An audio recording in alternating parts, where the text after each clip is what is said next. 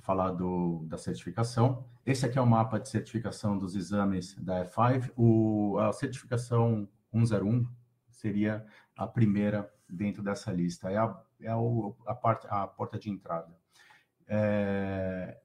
É um pré-requisito, você tem que tirar a 101 se vocês quiserem avançar para qualquer uma das outras certificações da empresa. Então, não tem como vocês tentarem a certificação, por exemplo, 201 ou 202, ou seja lá qual for, sem passar antes pela 101. E é interessante porque essa certificação, particularmente, apesar dela ser a certificação de entrada da F5, muita gente acaba sendo reprovado nessa certificação. E o motivo é, lógico, falta de preparo, né? Então, as pessoas acabam achando que, por ser uma certificação mais básica, ela cobre o básico de TCP/IP, esse tipo de coisa, eu já conheço, eu trabalho com redes, eu não preciso, então, me preocupar com isso.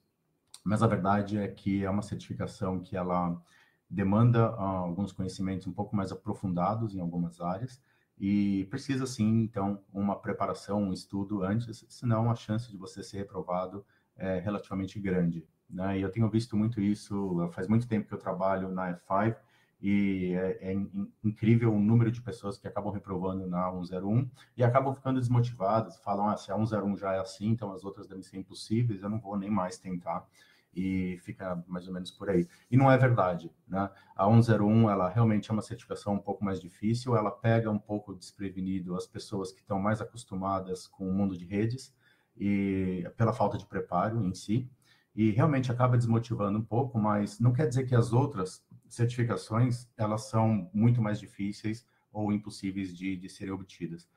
Historicamente, as certificações da F5 são certificações difíceis, né? Elas não são provas fáceis. Quem já fez aqui sabe o que eu estou falando.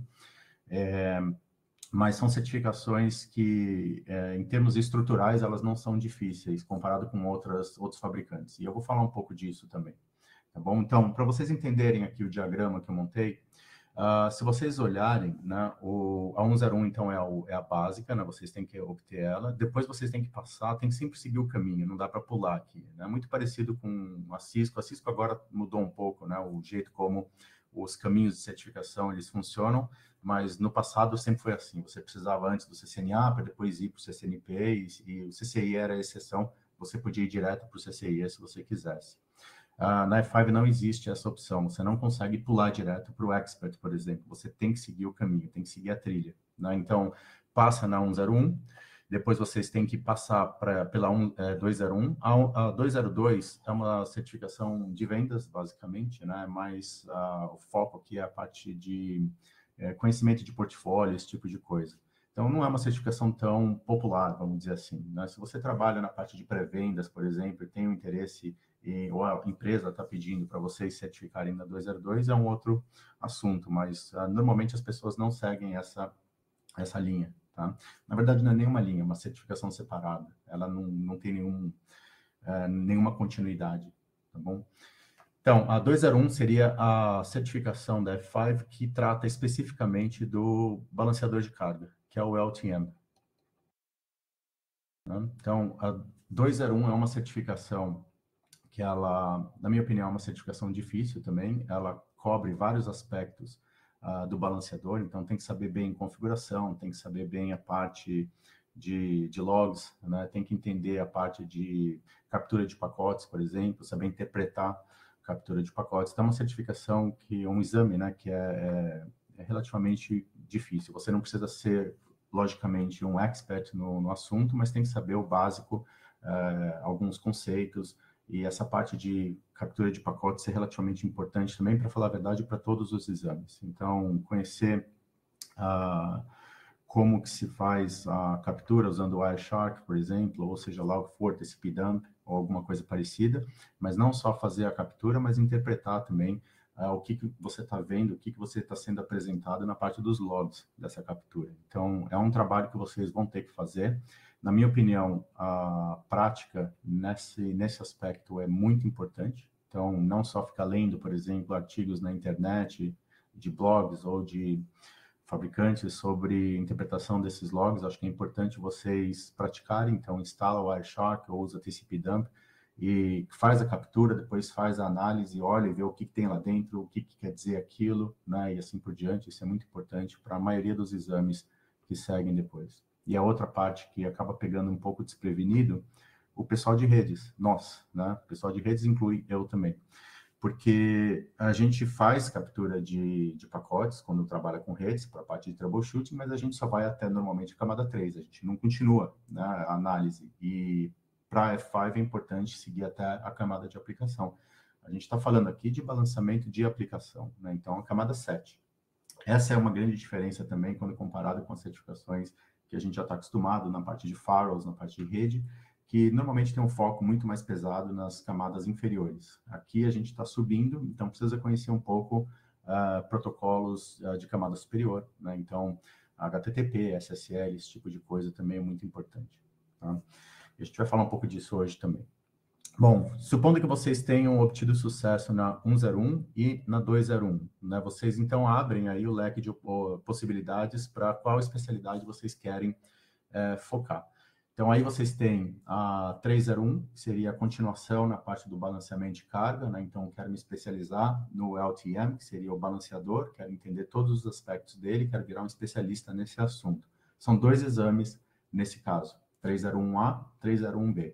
Na minha opinião, esses são os exames mais difíceis que a F5 tem, né? Então, os 2 exames são bastante complexos, eles exigem um nível de conhecimento bastante elevado do produto e das tecnologias envolvidas, protocolos, parte de debugging também. Então, como que você faz uma análise quando tem algum problema acontecendo no lado da aplicação?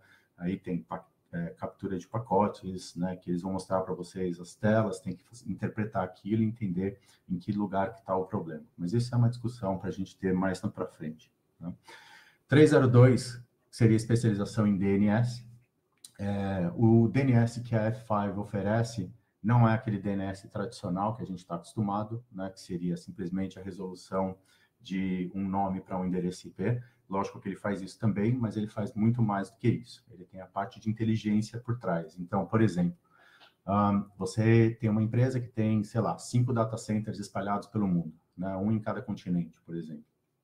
O DNS da F5 ele tem a habilidade de identificar qual que é a origem daquela requisição e direcionar o usuário, por exemplo, para o data center mais fisicamente próximo dele. Pode ser fisicamente, pode ser também baseado em conectividade, né? Então, tempo de resposta e assim por diante. Então, existe aí uma série de funcionalidades que podem ser adicionadas na configuração e normalmente é um produto, né, focado em grandes implementações, né? Normalmente múltiplos data centers, esse tipo de coisa, é o tipo de cenário que vai se beneficiar desse tipo de tecnologia. Mas não é um DNS tradicional, como a gente já conhece. Então, precisa aí aprender todos os aspectos desse produto, precisa saber configurar, precisa saber fazer um troubleshooting quando tem um problema, precisa entender cenários, né? Então, esse tipo de exame tem cenários do tipo cliente XPTO, tem um setup que tem 3 data centers e o objetivo final dele é isso, isso e aquilo. Então, qual das configurações você sugere para esse tipo de cenário? E aí aparecem as alternativas. Então, são provas também baseadas em cenários. A 303 seria a parte de firewall, e aqui a gente está falando de firewall de camada 7, não é o firewall tradicional que a gente está acostumado. Então, firewall de camada 7, também chamado de WAF, que seria Web Application Firewall. Esse é um exame bastante complexo, porque tem que conhecer muito do lado da aplicação, tem que entender como que o firewall funciona, que tipo de checagens, verificações que ele faz, o que dá, o que a gente chama de, o que engatilha, né, uma violação, né? Então, eles vão eventualmente colocar no exame exemplos de interações e quais dessas poderiam causar uma violação baseado nas configurações que são apresentadas. Então, é um exame complexo, né? Precisa estudar, precisa praticar para conseguir chegar no exame e estar relativamente preparado. Tá? E a última aqui é a parte de controle de acesso, né? Que seria o que a gente chama de Policy Manager. Então, a parte inclui aí a parte de VPN, né? Então, o VPN que a F5 oferece é também um pouco diferente das VPNs tradicionais, que são baseadas nas camadas inferiores. A VPN que a gente oferece aqui é baseado nas camadas superiores. A gente usa o SSL, né, em vez de usar IPsec, por exemplo, ou outros tipos de protocolos. Então, tem que conhecer um pouco melhor também esse tipo de implementação. E a parte de portal também, que faz parte desse exame, a parte de single sign-on, né? Então, eu faço login no portal e depois eu tenho acesso a um leque de aplicações, como que isso funciona. Então, tem bastante coisa aí por trás dessa 304. Então, não são exames fáceis. Esses exames que estão aqui na parte de especialidade são exames complexos, né? Exame que vocês vão ter que praticar, vão ter que montar um laboratório, vão ter que se deparar aí com diversos tipos de cenários. Tem que ser um pouco criativo, vocês não vão achar esses tipos de situações em sites na internet, né? Então, buscando qual o melhor laboratório para praticar para esse exame específico da F5. Vocês não vão achar muitas informações sobre isso. Então, tem que colocar ali os Big IPs, tem que criar, eventualmente, alguns servidores de aplicações embaixo, né? Vocês mesmos. Mas como que eu vou criar um servidor de aplicação? Pode ser um servidor web tradicional, né? Monta ali um servidorzinho rodando o Apache ou o Nginx ou qualquer web server que vocês queiram. Coloca qualquer tipo de conteúdo lá dentro.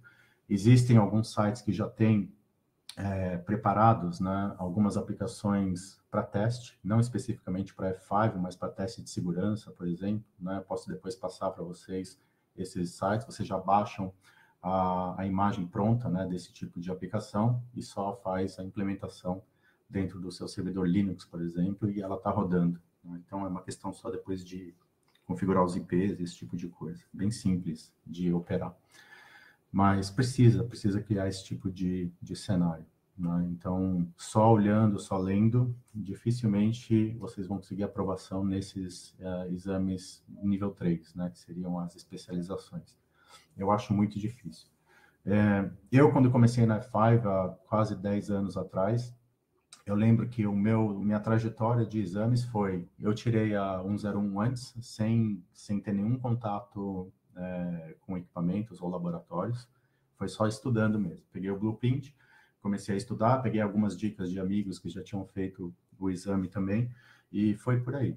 Então, nunca tinha tido nenhum contato real com um Big IP, né? Eu só comecei a ter contato real com Big IP quase 6 meses depois que eu estava dentro da empresa, né? Nesses 6 meses eu fiquei meio ali perdido, sem saber muito bem o que fazer. Então, mesma situação de muitos, né, de vocês, né, saiu do mundo de rede, de repente cai de paraquedas no mundo que tem muita coisa envolvida de aplicação e você tem que ficar se virando, tem que estudar, tem que aprender. Então, esses 6 meses foram os meses que eu usei para começar a ler muita coisa a respeito de aplicações e, enfim, da própria empresa também, dos produtos, né? Mas eu consegui tirar um 01 sem ter nenhuma noção de Big IP, por exemplo, né? Então, é possível fazer isso sem nenhum tipo de laboratório, apesar do laboratório ajudar bastante. A 201 já é uma certificação mais difícil de vocês obterem sem ter nenhum tipo de prática, né? Não é impossível, é possível, eu acho, se vocês só lerem e pegarem, por exemplo, informações na internet, eu acho que dá para tirar essa certificação dessa forma, mas ela é muito mais complexa, né? Então, ter um laboratório, ou pelo menos um Big IP que vocês possam acessar e navegar pela interface gráfica dele, para saber onde que estão os componentes e até o que eles fazem, ajuda bastante, tá? Então, vou falar um pouco hoje com vocês também dessa questão de montagem de um pequeno laboratório, tá? As certificações de nível especialista, esquece, sem ter contato real com os equipamentos, eu diria que é virtualmente impossível ser aprovado em qualquer um desses exames. São exames muito difíceis, né? Então, tem que praticar, tem que tentar entender todas as variantes de certas configurações, enfim, tem que ralar um pouco, tá? E as certificações de nível Expert?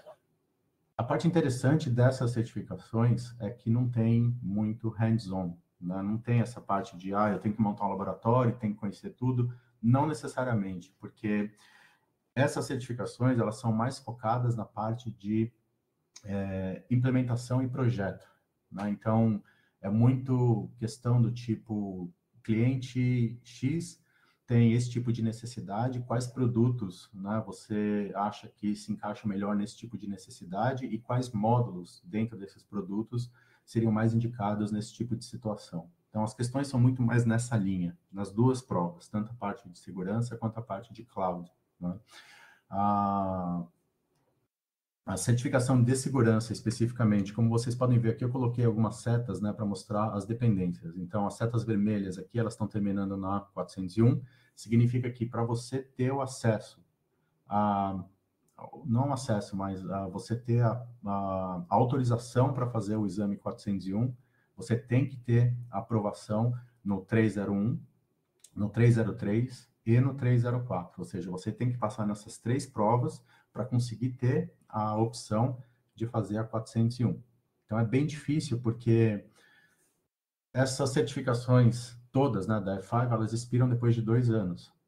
Então, isso significa, basicamente, falar que no espaço de 2 anos, vocês têm que tirar 3 certificações do nível especialista, né? Se vocês deixarem passar, por exemplo, eu tirei a 301, e aí passou 1 ano, eu tirei a 303. Agora falta só a 304 para eu poder fazer a 401. Só que daí passou 2 anos, a 301 expirou. Você tem que fazer de novo a 301 para revalidar, entendeu? Então, essa é a parte chata da F5. Fica tudo muito comprimido ali, né? E você tem que correr que nem um louco, né? Para tirar essas certificações, para conseguir, então, chegar nas de nível expert. E aí, chegando no nível expert, é parecido com outros fabricantes. Uma vez que você passe nessa certificação, ela revalida automaticamente tudo que está para trás, que você já fez antes. No caso da 401, revalida a 301, a 303 e a 304. Então, você não precisa se preocupar em refazer nenhuma delas. É só ficar passando na 401, ela revalida tudo que está para trás. Mesma coisa da 402, que tem como pré-requisito também a 301, mas em adição a 301, somente a 302, que é a DNS. Então, para fazer a 402, você precisa passar em 2 exames do nível especialista, né? A 301 e a 302. Mesma coisa, passou na 402, automaticamente revalida 301 e 302. Não revalida 303 e 304. Né? Então, isso foi uma mudança que a F5 fez há uns 3, 4 anos atrás, não foi muito bem-vinda. Antes, qualquer uma das certificações de nível expert revalidava todas as outras de nível especialista. Eles resolveram que não vai mais ser assim, agora a 401 revalida só 301, 303, 304, não revalida 302, e a 402 revalida só a 301 e a 302 não revalida 303, 304. Então, a única forma de você revalidar todas é passar nas duas expert e ficar a cada 2 anos revalidando essas 2 certificações. Então, de novo, não é muito fácil você manter essas certificações da F5, né, com o tempo. A Cisco, para fazer um paralelo, se você passa no CCIE, automaticamente revalida tudo que está para trás. Independente da especialização, etc., faz a revalidação de tudo. Então, todo ano, desculpe, você só tem que passar no CCIE, não todo ano, a cada 2 anos, né, no caso da Cisco, você tem que revalidar o CCIE fazendo a prova escrita e automaticamente revalida tudo que está para trás. F5 não. Então é importante vocês conhecerem essas partes mais desagradáveis, né, da certificação F5. Né? Eu não sei também por que eles fazem isso. Eu vou falar para vocês que o departamento de certificação da F5 ele é um pouco confuso e teimoso também, porque internamente a gente dá um feedback para eles e eles simplesmente ignoram e, enfim. Então, não é só o pessoal fora da F5 que reclama, internamente também tem muita reclamação, mas normalmente não tem muito resultado. Eles são muito teimosos mesmo. Né? Mas aí, então, fica aí para vocês conhecerem um pouco mais como que é a estrutura de exames da F5. Em termos da agenda, né, tá em inglês, porque esse workshop eu montei para um cliente da F5 há um tempo atrás, né, então eu falei, não vou ficar aqui reinventando, né, os slides, reescrevendo, até porque eu não estou com muito tempo, então eu vou usar os slides em inglês, mas lógico que eu vou falar em português, tá bom? Então, essa seria a agenda, né, não vamos conseguir cobrir essa agenda inteira hoje, essa é a agenda do workshop completo, né, então a gente vai quebrar isso em diferentes dias, tá bom? Mas a ideia é falar sobre esses tópicos que estão aí. O que eu removi do blueprint nessa discussão que a gente vai ter nesses dias que vão seguir? eu tirei toda a parte de redes, né? Então, o blueprint, né, se vocês olharem, eu vou abrir ele aqui rapidamente, só para vocês darem uma olhada comigo aqui, né? Se vocês nunca viram, o que é necessário, né, vocês estudarem para esse exame. Então, pegando aqui no site oficial, né, da F5, esse aqui seria o... Desculpem, né? Agora que eu percebi que eu não estou fazendo compartilhamento de tela. Só um minuto. Deixa eu abrir aqui.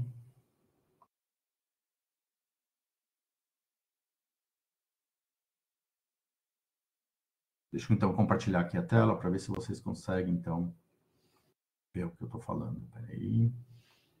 Compartilhamento de uma tela. Pronto. Conseguem ver a compartilhamento, não?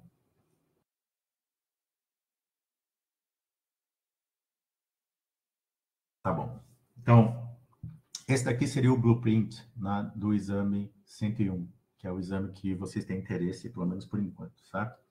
Uma coisa importante para vocês saberem, a maioria dos exames, não todos, né, eles têm a indicação de qual é a versão do software que aquele exame foi baseado. Isso é muito importante porque cada versão de software, né, que é instalado no BigIP, você tem novas funcionalidades que são adicionadas eventualmente, e o mais importante é a interface gráfica, ela pode mudar, né? Então, principalmente para alguns produtos como o Firewall. Firewall costuma mudar bastante cada vez que eles mudam uma versão de software para uma versão major, né? Então, sai de uma versão 13, vai para uma 14, eles mudam ou adicionam algumas funcionalidades e a tela fica diferente. Por que isso é importante? Quando vocês estiverem fazendo o exame vai mostrar screenshots do produto, né, da tela do produto.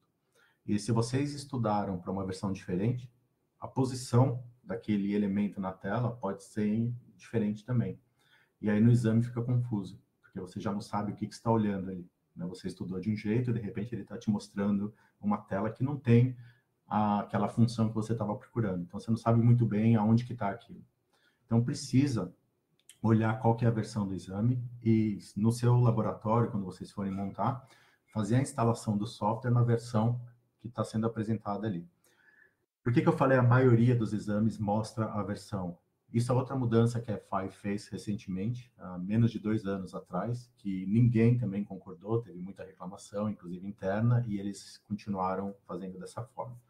Alguns exames, eles não mais dizem qual que é a versão do software que aquele exame foi baseado. Eu acho um erro brutal, porque se você não sabe a versão, você fica meio ali sem saber o que estudar. A dica que eu dou para vocês é, nunca é a última, nunca. Né? Então, sempre tentem focar, normalmente se não indica, né, qual que é a versão, vocês podem focar na versão 14 ou 15, né? Vão ter poucas diferenças, né, em termos de interface gráfica e funcionalidades. Mas evitem usar versões muito antigas, como o 13 para baixo, ou versões muito novas, como 16 ou 17, que são as mais recentes. Né? Então, tentem focar na 14, 15, que vocês estão bem tranquilos, tá bom? Em termos de assuntos ou tópicos que o exame vai cobrir, né? Então, vocês têm os objetivos, né? Sempre os exames são divididos em objetivos maiores, e dentro dos objetivos vocês têm as sessões, né? Ou seja, o que você tem de fato que prestar atenção em cada um desses objetivos que é apresentado. Então, no caso do 101, vocês têm 4, né? 6, são 3, 4 sessões, né, 4 grandes sessões. Dentro de cada sessão você tem os objetivos, né, que são colocados, e aí alguns exemplos de cada um desses objetivos. Então, na sessão 1, por exemplo, que seria a parte de configuração, vocês têm parte de configuração de VLANs, por exemplo, no BigIP. Eles vão esperar que vocês saibam como fazer essa parte de configuração da parte de rede dentro do BigIP. Então, as VLANs, os endereços IPs e alguns outros componentes, como roteamento da parte de configuração. Tem que saber. E precisa ter um BigIP para saber exatamente como que faz isso? Não, vocês podem se referir à documentação, por exemplo, online, que vai mostrar para vocês screenshots de telas, como navegar e assim por diante. O ideal, na minha opinião, é ter um BigIP para vocês fazerem a navegação. Fica mais fácil também de guardar na cabeça, onde que vai, como é que faz e assim por diante, até para entender erros, né? Olha, se eu tentar criar uma VLAN assim e tentar salvar a configuração, olha, me deu um erro aqui porque eu estou usando um tag, por exemplo, que não é suportado. Então, é bom vocês mexerem um pouco, tá? Então, seria mais a parte de conectividade mesmo aqui, redes, né? Então, você tem VLANs, você tem endereços IPs, né? Você tem a questão do ARP e assim por diante. Então, isso é um dos pontos que eu não vou cobrir nesses workshops, né? Por quê? Primeiro, porque a parte de redes, eu diria que vocês, espero eu, né, estejam relativamente confortáveis com ela, né? Então, o que é uma VLAN, por exemplo, parte de endereçamento IP, subnets, esse tipo de coisa. Vocês vindo da área de redes, imagino que estejam mais confortáveis com esses tópicos, tá? Então, não vou gastar tempo aqui falando sobre esse tipo de assunto. Acho que o foco é realmente a parte onde vocês têm menos facilidades, né? Então, indo aqui para a sessão 2, troubleshooting, né? Essa é uma sessão que já é mais complicada, né? Então, por exemplo, identificação de erros nas camadas de aplicação e de redes, né? Erros na camada de rede, de novo, vocês talvez já estejam mais confortáveis, né? Então, por exemplo, falha de conexão de uma interface, né? Porque, sei lá, um cabo está errado, ou não tem nenhum cabo conectado, ou o ponto lá do outro lado está morto. Então, qual é o status da interface no cenário desses? Isso vocês podem trazer do mundo Cisco também, não vai ser tão diferente, né? Se a interface aparece como down, é porque tem algum problema na questão de conexão, na camada física mesmo, né? E assim por diante, né? Testes de conectividade, como que eu vou testar se o meu Big IP consegue acessar uma aplicação, por exemplo, que está atrás dele? Ping, né? Como vocês fazem no mundo de redes. Eu vou dar um ping ali no servidor de aplicação. Tem conectividade? Tem, estou recebendo ping de volta. Então, a parte de rede está finalizada. Eu sei que o meu Big IP está bem configurado na parte de VLANs, IPs, e eu consigo, então, chegar ali do outro lado. Não tem muito segredo. É o que vocês já fazem, o que vocês já conhecem. Tá? Então, essa parte de troubleshooting de rede, também não vou falar muito. O que mais? A parte de... Então, isso aqui é tudo, tá vendo? Verificação de conexão, de conectividade, né? Então, como que você vai fazer o teste? Então, verificação, por exemplo, de camada 2, verificação de camada 3 e assim por diante, né? Então, nada demais. Questão de manutenção. Então, parte de estatísticas, por exemplo, então é mais o gerenciamento do Big IP em si, né? O gerenciamento do dia a dia, né? Não o gerenciamento em termos de uma parte de monitoramento. Então, como que eu sei qual está sendo o consumo, por exemplo, das interfaces que eu tenho conectados? Eu vou olhar as estatísticas, né? Então, eu vou ver qual que é o tráfego in, qual que é o tráfego out, né? Eu vou ver se tem pacotes, por exemplo, que estão sendo perdidos. De novo, muito focado aí na parte de redes ainda, né? Parte de upgrades, né? Como que você vai fazer um upgrade do seu Big IP? Qual o processo, né, de upgrades? Daí vocês têm que saber o processo completo, quais são as melhores práticas, né? Então, se vocês estão num ambiente de alta disponibilidade, onde você tem um Big IP que é ativo, um que é standby, qual que é o processo nesse caso? Né? Eu devo começar o upgrade direto pelo ativo, ou será que eu começo pelo standby, testo e depois eu vou para o ativo? Vocês já entenderam aí qual que é a ideia, né? Então, tem um processo, uma melhor prática, e o exame vai insistir nesse ponto com vocês. Eles vão te dar, eventualmente, um pequeno cenário e vão perguntar, bom, dado esse cenário, supondo que eu queira fazer um upgrade da versão 13 para 14, né? Qual das alternativas ilustra a melhor opção? E assim por diante. Tá? Então, a gente vai cobrir isso também. Interpretação de fluxos de tráfego, né? Então, isso é importante também. Então, explicação, por exemplo, de como que é a comunicação cliente-servidor, tipos diferentes de aplicações e fluxos diferentes, né? Então, se também a questão de TCP, UDP, esse tipo de informação vai eventualmente ser cobrada no exame. Status, né, de aplicações, usando algumas ferramentas Linux, né? Então, tem alguma cobrança em cima de Linux no exame. Nada que você não tem que ser um especialista em Linux, mas tem que ter uma noção de algumas ferramentas básicas de Linux, principalmente para a parte de troubleshooting, né? Então, um exemplo é esse que está na tela, que é o netstat, né? Então, usar o comando netstat para buscar algumas informações com relação a protocolos, com relação a interfaces, rotas e assim por diante, né, dentro do ambiente Linux. Lembrando que o BigIP, o sistema operacional, né, que tem dentro dele é basicamente Linux rodando ali. É uma versão do CentOS, né, que roda dentro do BigIP, uma variante do CentOS que foi modificada pela empresa.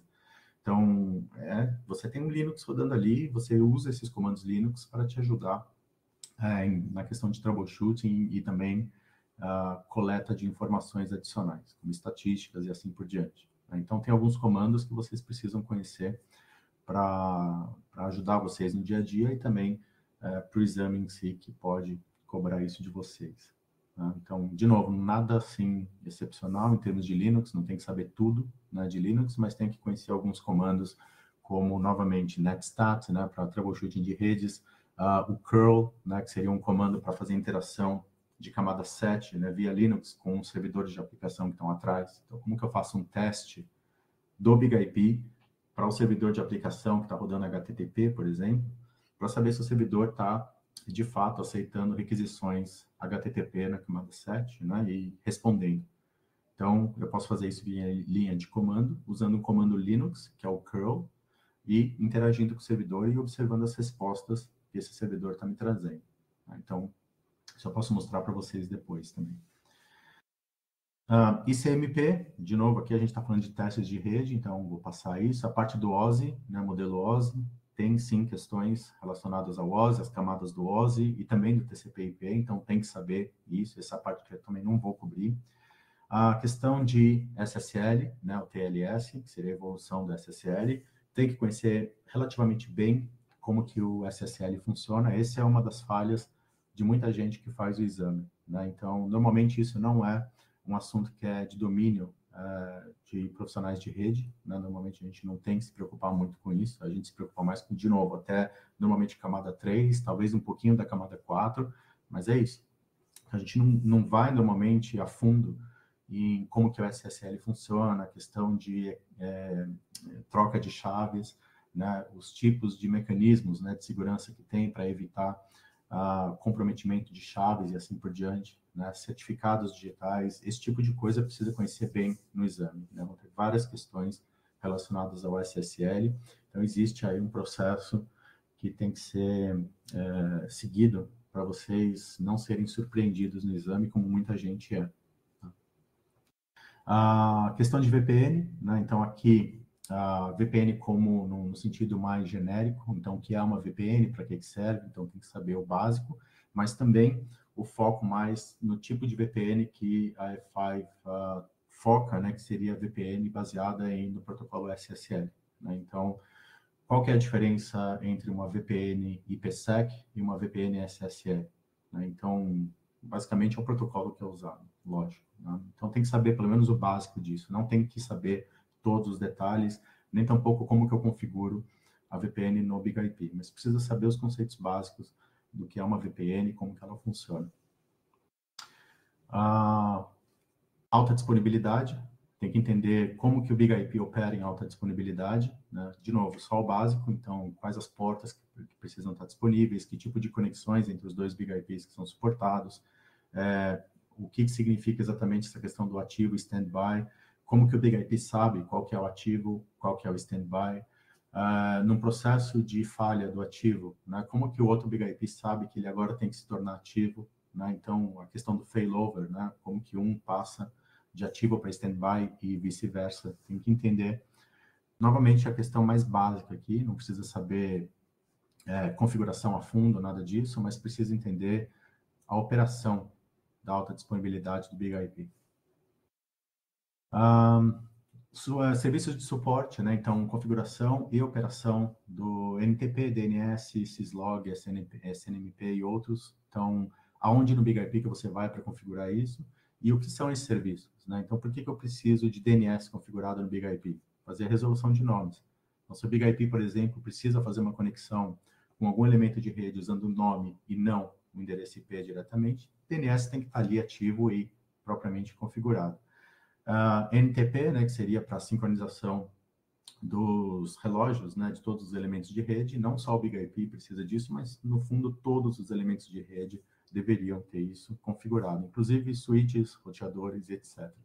Por que que a NTP é importante?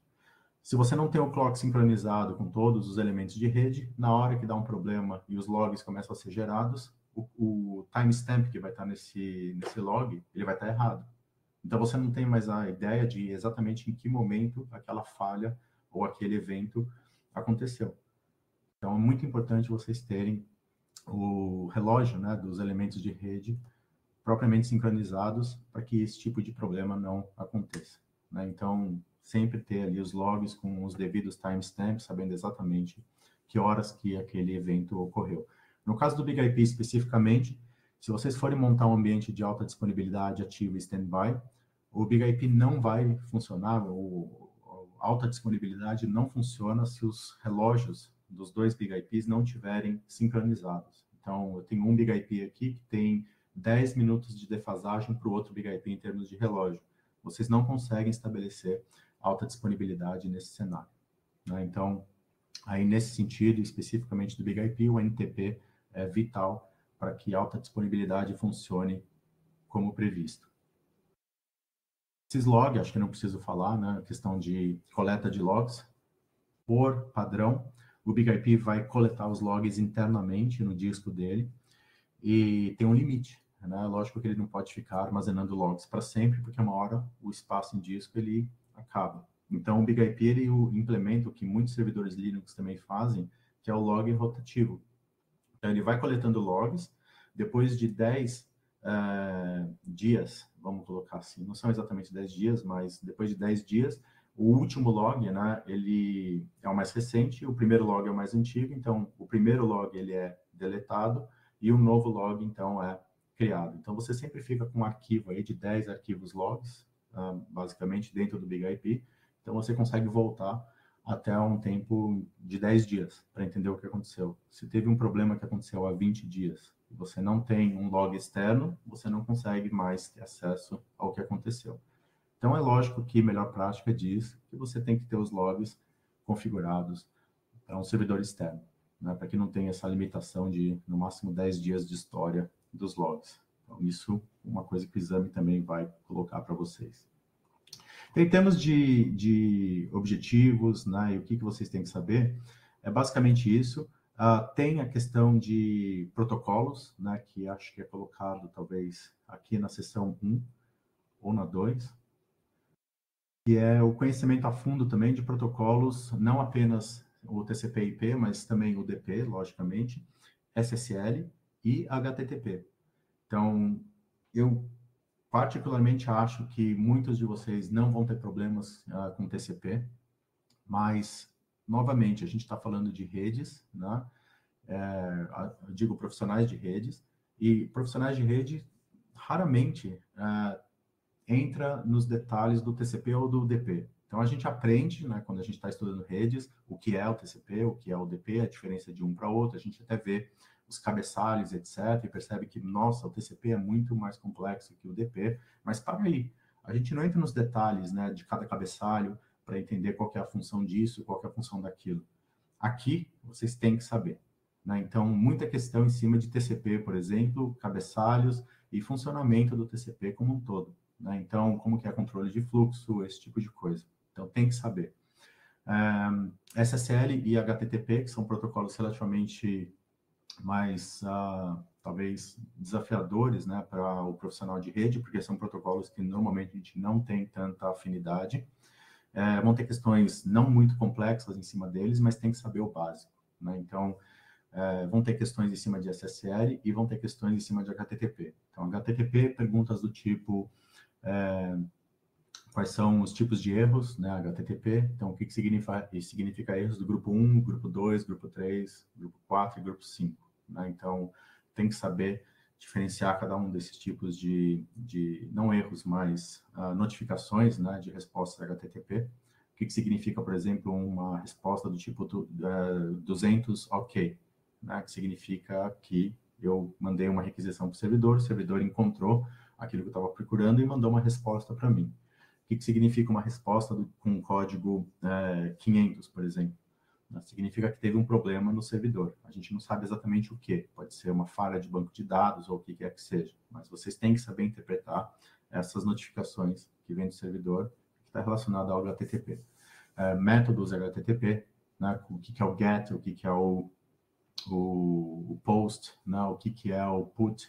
Então, tem que saber os métodos, né? Isso também vai ser questão de exame. Essa é a parte que a gente tem um pouco mais de dificuldade, mas é fácil encontrar informação. Isso aí está amplamente disponível na internet, né? Então, qualquer website, vocês vão conseguir boas informações a respeito disso. Tem que estudar. Mas acho que é basicamente isso, né? Então, vocês percebem que não tem muita coisa de Big IP em si, né? Não tem aquela coisa de, cara, eu tenho que montar um super lab, eu tenho que navegar por tudo, eu tenho que criar um super cenário. Não, não tem. Para esse exame, não. Esse exame você tem que saber o básico do básico, né? Então, não vai ter muita coisa com telas de configurações, etc., mas tem que entender, por exemplo, alta disponibilidade e algumas outras coisas, tá? Então, voltando aqui para o... Deixa eu parar aqui o... Vamos voltar para o slide, né? Então, vamos continuar um pouco aqui. Então, falando do exame em si, né? O exame, ele vai cobrir esses tópicos que eu já discuti, né? São 80 questões, divididas em 90 minutos de tempo que vocês vão ter. Na verdade, no caso de vocês, vocês vão ter um adicional de 30 minutos, né? Então, porque a língua nativa de vocês não é o inglês, e não existe exame em português, né? Então, por esse motivo, quando vocês forem fazer o agendamento do exame, é importante deixar claro que vocês querem, né, a extensão de 30 minutos por não serem nativos do idioma inglês, né? Então, não é automático essa extensão. Até onde eu me lembro, tem que ser solicitado, né? Então, ou vocês têm que ligar para o centro, ou vocês têm que, enfim, eu não lembro direito qual que é o esquema, tá? Mas precisa ter certeza que vocês vão ter esse tempo adicional. Faz toda a diferença do mundo, tá bom? Toda. Pensem, sem a extensão, vocês têm que resolver 80 questões em 90 minutos. É quase uma questão por minuto, né? São um número muito grande de questões, algumas um pouco mais complexas que outras, e vocês vão gastar, com certeza, em algumas questões, muito mais do que 2, às vezes até 3 ou 5 minutos. Então, é uma luta contra o tempo, né? Se vocês tiverem mais tempo, 30 minutos é bastante tempo adicional, né? Faz toda a diferença do mundo, não só para esse exame, mas para todos o DAR5, tá? Só respondendo a pergunta que está no chat aqui, se é possível simular alta disponibilidade no ambiente virtual. Não só simular, é possível fazer alta disponibilidade em ambiente virtual, é 100% suportado, né? Então, quando você está rodando os Big IPs, que tipo de Big IPs que vocês podem implementar? O appliance, que seriam as caixas, né? E tem os virtualizados, que são as máquinas virtuais, que você roda em cima de um VMware ou alguma coisa assim. Na nuvem também, dá para rodar no Google Cloud, ou no Microsoft Azure, ou na Amazon AWS. É 100% suportado, né? Não é que é só, isso aqui é só para simulação, ou isso aqui é só para estudar para o exame. Não, tem clientes da F5 rodando os Big IPs em ambientes virtualizados, 100%, sem ter os appliances, né? Então, é 100% suportado. Mesmo caso da Cisco, né, que vocês têm alguns elementos virtualizáveis, né, dentro das ofertas da Cisco. Então, eu consigo implementar, por exemplo, a iOS XR, né, dentro do ambiente virtualizado, e não só para estudo. Eu consigo fazer isso no ambiente em produção também, né, para fazer, por exemplo, roteamento entre máquinas virtuais, ou no ambiente de cloud, ou o que quer que seja. Então, sim, o laboratório que vocês eventualmente vão montar não vai ser só uma simulação, né, vai ser de fato um Big IP, implementado ali da mesma forma que você faria no ambiente de produção. Qual que é a diferença? A licença, né? A licença do ambiente de produção expira. Você tem suporte, você tem uma série de coisas. A licença que a gente vai usar no ambiente de estudo é uma licença que vai expirar depois de 30 dias. Então, depois de 30 dias, a licença caduca e aquele Big IP ele fica sem funcionar, né? Então, o Big IP sem licença, ele não faz absolutamente nada. Se você está no ambiente de produção e você implementa o seu Big IP, coloca uma licença trial nesse Big IP, ele vai fazer o que ele tem que fazer? Vai. Ele vai fazer o balanceamento, ele vai processar tráfego, ele vai criar VPN, vai fazer seja lá o que for que você colocou ele para ele fazer. Depois de 30 dias a licença expirou, o que acontece? Aquele Big IP imediatamente para de processar qualquer fluxo de dados. Então, se você está em um ambiente de produção, significa que todo o acesso às aplicações, a partir daquele momento, param de funcionar. Então, não é que, sem licença ou com uma licença expirada, eu simplesmente não consigo mais fazer upgrades, etc. Não, para de funcionar. Né? Então, é uma coisa bem séria. No ambiente de teste, é lógico que isso não tem problema. Tá? Voltando aqui para o exame, o que eu comentei, né? Então, a questão do tempo é muito importante. Vocês têm que gerenciar o tempo, tá? Porque é um número muito grande de questões. Essa é outra coisa que é chato nos exames da F5. O volume de questões é muito grande para todos os exames. Né? Para vocês terem uma ideia, os exames de nível Expert, vocês têm 120 questões. Né? Então, é muita questão. Enche o saco mesmo, né? Porque você fica cansado, você fica estressado e as questões não acabam. Então, é um volume grande comparado com o que a gente tem para outros fabricantes, normalmente. Né? O tempo também não ajuda. Né? O tempo é relativamente curto para você resolver um número muito grande de questões. Então, vocês têm que gerenciar o tempo. Pararam numa questão que vocês não têm muita noção, né, ou não lembram o que você deveria fazer ali, continua. Né, ou chuta, né, eventualmente, aquela resposta e continua, não para. Posso voltar depois na questão, se de repente eu lembrar, ou de repente tem uma questão mais para frente que vai na minha cabeça, né, dar aquele clique e falar, putz, aquela questão que eu chutei, agora eu sei a resposta. Posso voltar? Pode. Né? Essa é a parte boa dos exames da F5. Você pode ir e voltar o quanto você quiser. Tá? O problema realmente é tempo, novamente. Então, por mais que seja legal você poder voltar à questão, o tempo muitas vezes não vai permitir. Né? Então, quando você estiver resolvendo a última questão do exame, a questão de número 80, você já vai estar ali nos 5 minutos finais já. Né? Então, não vai dar muito tempo para você voltar e tentar rever algumas questões. Né? Se for um número pequeno que você marcou, sei lá, 5 questões, talvez dê para voltar em algumas delas. Mas, assim, por experiência, o número, né, a quantidade de tempo que sobra no final do exame é muito pequeno. Então, raramente dá para você rever muita coisa. Tá? Tipo de questões, né? Pegando aqui o gancho da pergunta no chat. São questões de múltipla escolha, né? Não tem normalmente drag and drop, nada disso, é só múltipla escolha mesmo. Algumas questões com mais de uma correta, eles sempre vão falar qual é o número de questões de alternativas corretas. Então, se vier uma questão que é múltipla escolha e ele fala, olha, selecione todas as corretas, ele vai falar, olha, são 3. Né? Então, tem uma opção que são 5 alternativas e 3 delas estão corretas. Se você marcar só 2, por exemplo, e der next, ele vai falar, olha, falta uma para você marcar. Então, essa é a parte boa também, ele te dá essas dicas, tá? Então, tem essa facilidade.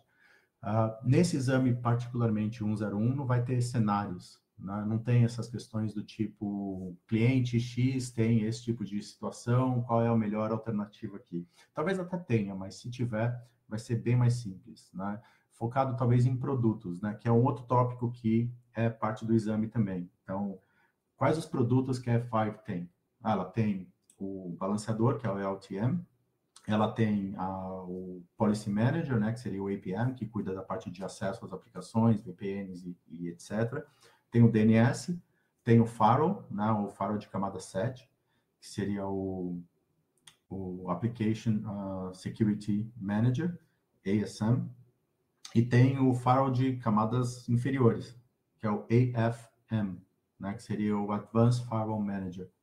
Esses são os 5 produtos que vocês têm que saber da F5. Né? Então, não tem que saber a fundo cada um deles, eu tenho que conhecer a interface gráfica ou como que implementa, não. Para esse exame, só tem que saber que existem 5 produtos, o que são eles e o que eles fazem, só isso. Porque pode ter uma questão que pergunte, o cliente X tem uma necessidade assim, assim, assado, quais dos produtos F5 são recomendados nesse cenário? Aí tem que saber, olha, nesse caso, o balanceador de carga e o firewall de camada 7, por exemplo. Né? Então, tem esse tipo de coisa que precisa saber. Tá?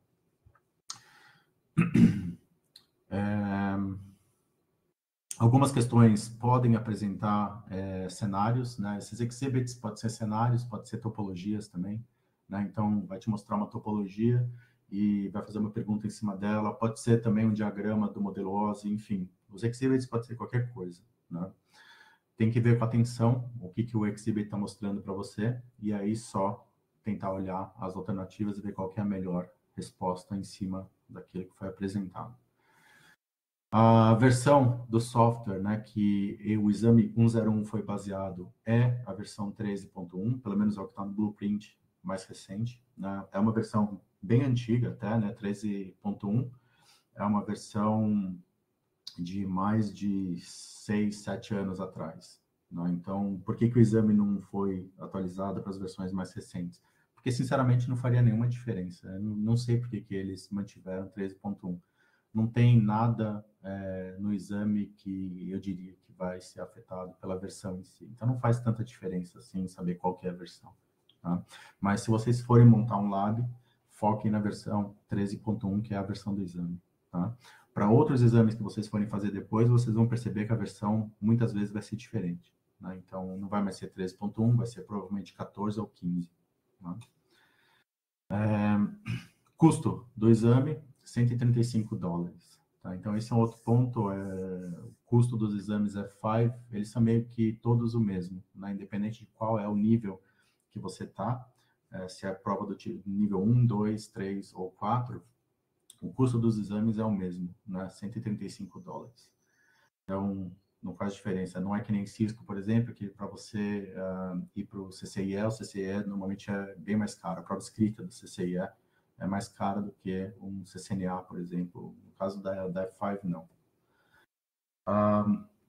Questão de tentativas depois de uma falha, né? Então, eu fiz o exame e fui reprovado. Eu posso fazer o exame de novo? Pode, mas existe essa política que vocês estão vendo na tela, né? Então, falei no exame hoje, quando que é o dia mais próximo que eu posso fazer o exame de novo? 15 dias.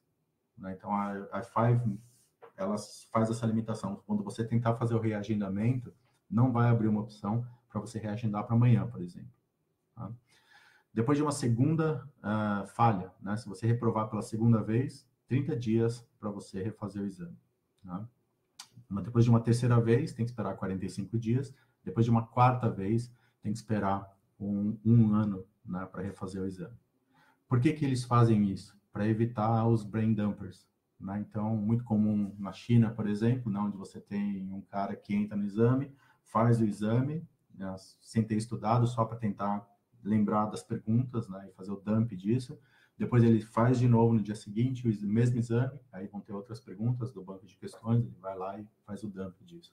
Então, a F5 ela tenta fazer essa limitação exatamente para quebrar um pouco as pernas desse pessoal que faz os dumps. Né? Que mais? Isso aqui são só recursos adicionais, tá? Isso que eu posso passar para vocês depois no blog, ou, enfim, os grupos do LinkedIn, que acho que ajudam bastante, né? São pessoas como vocês que estão em busca do exame e trocando informações. Aí tem pessoas que já passaram nos exames, que vão dar dicas para vocês, né? Dicas adicionais. Ou alguém que fez o exame ontem, por exemplo, e passou ou foi reprovado, e eventualmente também colocando algumas dicas ali do que ele achou. Olha, estudei mais isso, estudei mais aquilo. Então, esses grupos são muito bons, né? E me ajudaram bastante, até hoje ajudam, né? Então, eu às vezes estou me preparando para uma recertificação e eu dou uma olhada no grupo para ver alguém que fez a prova recentemente e eventualmente viu alguma mudança, alguma coisa, então eu consigo me preparar melhor. Então, eu aconselho vocês a darem uma olhada nesses grupos, porque realmente ajuda bastante, né? Então, tem um grupo específico para o exame 101 e tem um grupo que é basicamente mais genérico, que foca em todas as certificações da F5. Tá? Então, eu começaria pelo mais específico aqui. Assim, vocês não ficam bombardeados, né, com um monte de posts que não tem nada a ver com a certificação que vocês estão almejando, tá bom? Existe também um study guide, né, que foi publicado há muito tempo atrás.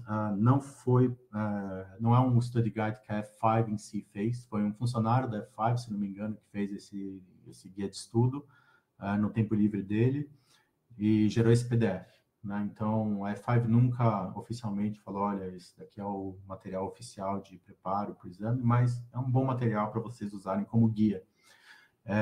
Não é nada demais, não é um livro, por exemplo, é mais um apanhado, né, de informações que essa pessoa fez, mas que ajuda, né? Pelo menos ajuda você a se organizar em termos de para onde que eu tenho que ir, o que que eu devo estudar, né? É uma versão explodida do Blueprint, vamos colocar assim. Então, tem as sessões do Blueprint, só que em cada uma das sessões ele coloca mais informações, ele explica, por exemplo, algumas coisas, questão de protocolos, ele coloca links para páginas que vão ter mais informações. Então, é realmente um guia de estudo, acho que ajuda bastante, tá? Então, vale a pena vocês usarem isso também como uma base para o estudo de vocês, só para não começar do nada, né? Então, usem esse guia de estudo. Para quase todas as certificações da F5 existe um guia de estudo semelhante. Alguém fez, né? Ou o funcionário da F5 fez no passado, ou alguém de fora, né, criou esse guia de estudo e compartilhou com a comunidade. E o único exame que não tem, que eu me lembre, é o Expert Cloud, né, o 402. Esse não tem nenhum guia. Para todas as outras, até onde eu me lembro, pelo menos tem, né? Você vai encontrar um guia que alguém escreveu em algum momento. Então, usem esses guias. Eles estão facilmente encontráveis na internet também. Só procurem, né, 101 Student Guide, por exemplo. Aí os links que vão aparecer normalmente são os links que vocês estão procurando. Esse daqui que eu coloquei aqui é um link da própria F5. Então, a F5, ela pegou esse guia de estudo, que ela oficialmente não diz que é aprovado, mas ela colocou dentro do sistema dela, né? Então, numa forma de wiki, né? Então, não tá em PDF, está numa forma mais de wiki, né? Então, você tem uma página web ali, com os tópicos e etc. Você pode clicar, navegar e tal. Mas existe a versão PDF dele também, que vocês, novamente, procurando no Google, conseguem encontrar.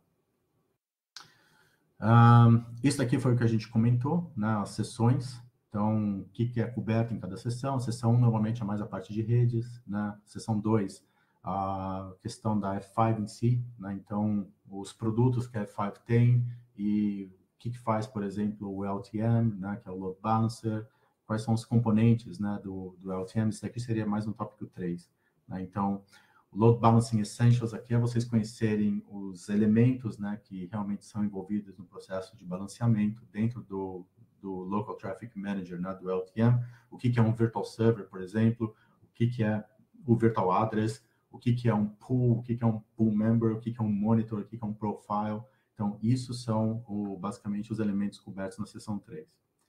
Parte de segurança, que aí vai discorrer a parte de protocolos de segurança, né? Então, SSL, TLS, a parte de VPN, a parte de também de segurança em si, que o BIG-IP oferece, mesmo sem uma licença de firewall, por exemplo, né? Quais os mecanismos de segurança que o BIG-IP pode implementar para proteger uma aplicação, né? Então, existem alguns elementos que o BIG-IP tem, e isso precisa ser conhecido, pelo menos superficialmente, né?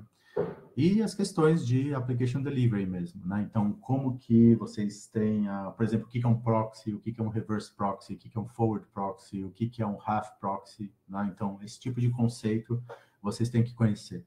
Então, faz parte também dos elementos que eventualmente vão ser cobertos, né?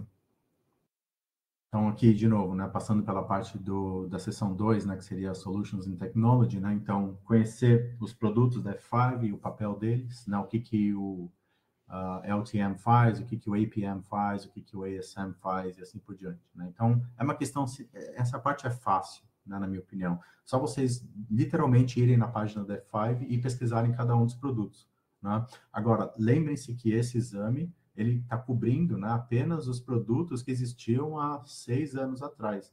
Então, tem muita coisa nova hoje na F5. Se vocês entrarem no site da F5, tem um monte de produtos novos.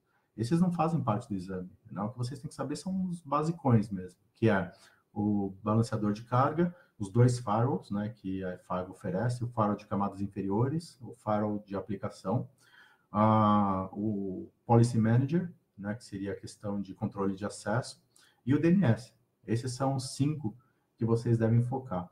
O resto são coisas mais recentes e que não são normalmente endereçadas no exame, tá? A questão de alta disponibilidade, né? Então, entender como que a alta disponibilidade funciona no Big IP, quais os métodos que vocês têm para interconectar dois Big IPs, como que o Big IP sabe que ele tem que ser ativo e o outro tem que ser standby, como que funciona, né, isso. Então, tem que conhecer o básico disso. A questão do essenciais, né, de balanceamento de cargos, objetos, né, que estão envolvidos na configuração do Big IP. Então, de novo, o que é um virtual server, o que é um pool, o que é um pool member, o que é um monitor, o que é um profile, o que é uma iRule, esse tipo de coisa. É só saber o que é. Não tem que saber criar, não tem que saber configurar ou como que melhora a performance ou nada disso, né? É só saber explicar o que são cada um desses elementos. É isso. Isso que o exame vai pedir para vocês. Então, aqui de novo, na questão de segurança, né? Então, aí tem alguns aspectos básicos de segurança também que vocês precisam saber. Então, comparação, por exemplo, do que é o Positive Security Model, o que é o Negative Security Model. Né? Isso daí são aspectos gerais de segurança, não é específico para o Big IP, não é específico para F5. Né? Então, se vocês estiverem lidando com segurança em cima de um firewall Fortinet, por exemplo, os mesmos conceitos se aplicam. Né? Então, tem que conhecer esses aspectos mais gerais de segurança. Tá? Então, aí, de novo, a gente entra com a parte de SSL, criptografia e etc. Né? Então, diferenças, por exemplo, entre o que é criptografia, o que é, por exemplo, codificação, né? Qual que é a diferença entre codificar e criptografar. Então, tem que saber o básico disso também. E a questão dos... isso daqui é mais a questão das plataformas, né, que a F5 oferece, que foi o que eu comentei, né? Vocês têm os appliances, que são as caixas, hardware, né? E vocês têm a opção também de fazer uma implementação em cima de máquinas virtuais, né? Então, qual é a vantagem e desvantagem de usar, por exemplo, uma caixa, um hardware, ou qual a vantagem de usar uma máquina virtual? Isso é fácil, né? Se vocês pensarem que o hardware, ele vai, em termos de performance, sempre ser muito superior se comparado com a máquina virtual. Por quê? Porque o hardware tem elementos de hardware dentro dele que são otimizados para isso. Então, quando tem fluxo atravessando uma caixa, né, física, você tem aceleradores dentro dessa caixa, né? Pedaços de hardware que foram desenhados com aquela função específica. Você perde isso quando você virtualiza, né? Então, eu estou virtualizando o Big IP, eu tenho as mesmas funções. Eu consigo fazer exatamente as mesmas coisas que o hardware faz, só que sem a mesma performance, porque eu não tenho aqueles elementos aceleradores, né, que foram desenhados no hardware e que estão fazendo o tráfego fluir muito mais rápido. Então, eu perco performance quando eu estou usando uma máquina virtual, se comparado com um hardware de fato. Isso vale para qualquer comparação, não só F5. Né? O que é mais rápido? Né? Uma máquina virtual Windows rodando ou uma caixa, né, um desktop Windows com um processador dedicado e assim por diante. É lógico que quando você está comparando uma máquina real com uma máquina virtual, a real normalmente é mais rápida em termos de performance. Tá? Você tem alguma perda no virtual, sempre. Isso aqui eu já comentei com vocês, né? Então tem uma questão do Practice Exams, isso é uma coisa que vocês podem se interessar. Eu acho que se tiver budget, né, do lado de vocês para isso, principalmente se for a empresa, né, que estiver bancando isso para vocês, acho que vale a pena ir atrás, né? Então, os Practice Exams são mocks, né, que a F5 oferece, não de graça, mas com valor bem mais reduzido, né? Quando eu fiz essa apresentação, era $25. Eu não tenho ideia de como que está hoje, tá? Se o preço está mais alto, mais baixo, ou se está igual. Eu teria que verificar. Mas vocês podem pesquisar no Google, né? F5 Practice Exams. Ele vai dar o link para vocês, aonde vocês podem fazer a solicitação disso, tá bom? Tem esses mock exams, até onde eu lembro, pelo menos, tem para todos, menos para os expert. Né? Os nível expert não tem esses exames práticos, né, para prática. Você só tem para os níveis até nível 3. Você pode fazer quantas vezes quiser, então não tem limite, né? Eu posso fazer hoje um, amanhã eu posso fazer outro, né? O banco de questões normalmente vira, é diferente. Não são, logicamente, as mesmas questões do exame, mas são parecidas, então consegue te dar uma noção real de, primeiro, quão preparado vocês estão para o exame real e, às vezes, pegar algum tópico que vocês não se prepararam adequadamente. Né? Vocês veem a questão e falam, mas isso aqui eu não tenho a menor ideia, eu nem estudei isso. Então, vocês sabem que vocês precisam, de repente, dar uma olhada naquilo. Eu acho que é um bom investimento, tá? Se vocês puderem fazer. Depois eu vejo o link direitinho e compartilho com vocês. Esse aqui é só um exemplo, né, de uma tela do exame. Então, de novo, se vocês já viram o exame múltipla escolha, vocês sabem que como que funciona. Tá? Então, $20 o exame. Eles baixaram o preço dos practice exams. Bom, isso pelo menos é um bom sinal. Né? Mas, de novo, como a gente está falando em reais, né, converte $20 para reais, já não é mais tão barato. Né? Mas também não é o fim do mundo. E, de novo, se a empresa está disposta a investir e pagar, por que não? Né? Vai até lá, fala com o seu chefe, vê se consegue que ele pague isso para vocês. Eu acho que é uma boa ideia para vocês terem uma noção do que o exame real vai pedir para vocês. Se puder fazer 2, melhor ainda. Né? Vocês podem fazer um no início do estudo de vocês, já para separar os tópicos, né, que realmente são importantes para vocês focarem, e um no final, para vocês terem uma noção de como foi a evolução. Né? Será que eu estou agora preparado ou não? Nos exames práticos não tem proctoring, não tem nada disso. Né? Então, você pode tirar screenshots da tela, você pode fazer o que você quiser. Né? Esse screenshot que vocês estão vendo aí é um screenshot de um practice exam que eu fiz na época que eu montei esse material. Tá? Então, vocês podem fazer o que vocês quiserem com ele. Então, é bom por causa disso também. Né? Você consegue, olha, essa questão eu não lembro, dá como que fala, tira um screenshot, né, daquela pergunta, e você sabe que depois eu posso revisitar e focar em estudar para aquele tipo de questão. Tá? Então, eu coloquei aqui algumas questões só para vocês terem uma noção. Acho que com o tempo que a gente tem, realmente não dá para passar por cada uma delas, né? Mas isso são questões mais voltadas para a parte de rede, né? Que seria a primeira sessão do exame. Né? Então, vocês estão vendo, isso aqui vem do exame prático, né? Mas, de novo, as questões são bem parecidas com as questões que vocês encarariam no exame real. Aqui vocês têm, né, a questão falando que um administrador do Big IP está instalando um servidor novo, né, na rede da empresa, o endereço IP existente, né, do servidor é esse, né, então esse novo servidor deve ser colocado na mesma rede. Né, então aí ele pergunta qual que é o endereço IP que o administrador deve usar. Uma questão simples de redes e subredes. Né, ele te dá um endereço IP e uma máscara, né, onde já existe alguma coisa nessa rede, e ele pergunta, olha, esse novo servidor tem que fazer parte dessa rede que já existe. Qual, então, que é o endereço IP e máscara que deve ser colocado? Aí, no caso, só o endereço IP que ele te dá. Né? Então, essa questão é bem simples, né? A alternativa correta seria essa, né? 10, 10, 10, 11. Por quê? Porque está dentro da rede 10, 10, 10, 10. É isso. Não tem nada demais. Esse tipo de questão, se vocês estão bem confortáveis com a questão de rede, subnets, etc., vocês tiram esse tipo de questão de letra. Tá? E outras questões parecidas com essas. De novo, eu não vou ficar lendo todas, né? Vamos ver só essa daqui. Vai. Então, existe aqui traduzindo, né? O dono de um servidor web, atrás de um Big IP, reporta que esse servidor não está recebendo tráfego HTTP. Né? Então, o administrador Big IP consegue pingar do Big IP o servidor. Então, um processo de troubleshooting aqui, né? Você tem uma aplicação e o dono dessa aplicação está reclamando que tráfego HTTP não está chegando nessa aplicação. Então, qual que é o primeiro ponto, né? A primeira ação de troubleshooting que eu vou fazer? Testar a conectividade. Eu vou até o Big IP e do Big IP eu tento pingar o servidor que está sendo reclamado.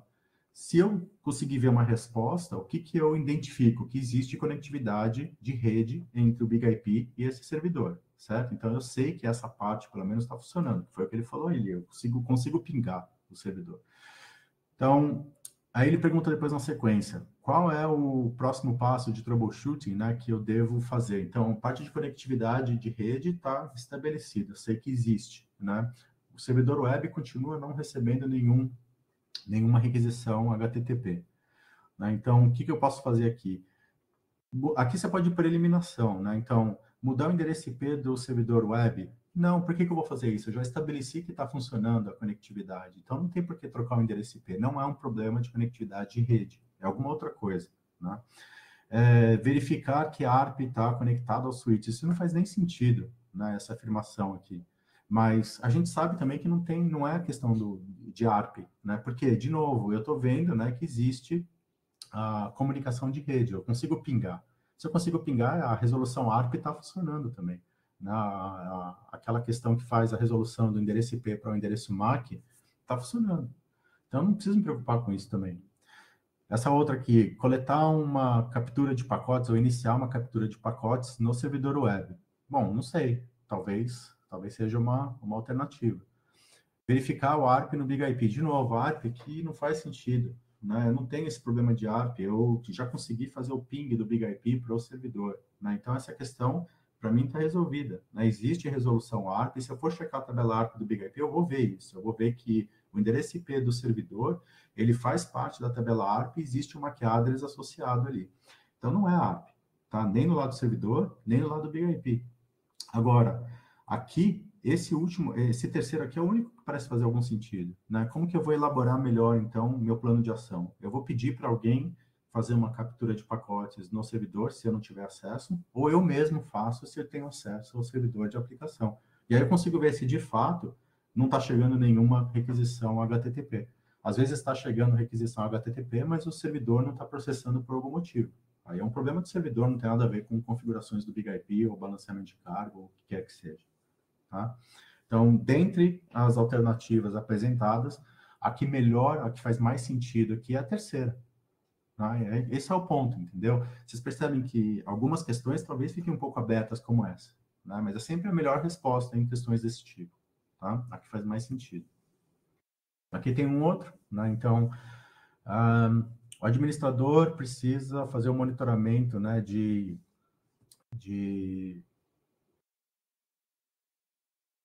como que eu coloco isso em português, né? Ele tem o monitoramento de uma aplicação, né, baseado na funcionalidade de camada 3. Qual o tipo, né, de monitoramento que eu posso usar no cenário desses? Aqui ele está dando a dica para vocês, né? Se é um monitoramento de camada 3, eu não vou usar nada que esteja na camada superior, né? Eu não vou usar SIP, eu não vou usar HTTP. Mesmo que você não saiba o que é RPC, provavelmente não vai fazer sentido, né? Então, a única coisa que faz sentido aqui para mim é ICMP, porque eu estou, de novo, é o ping, né? Eu vou ativar, então, no BigIP, um monitor baseado em ping, que vai ficar, sei lá, cada 15 segundos, dando um ping até o servidor e vendo se tem uma resposta.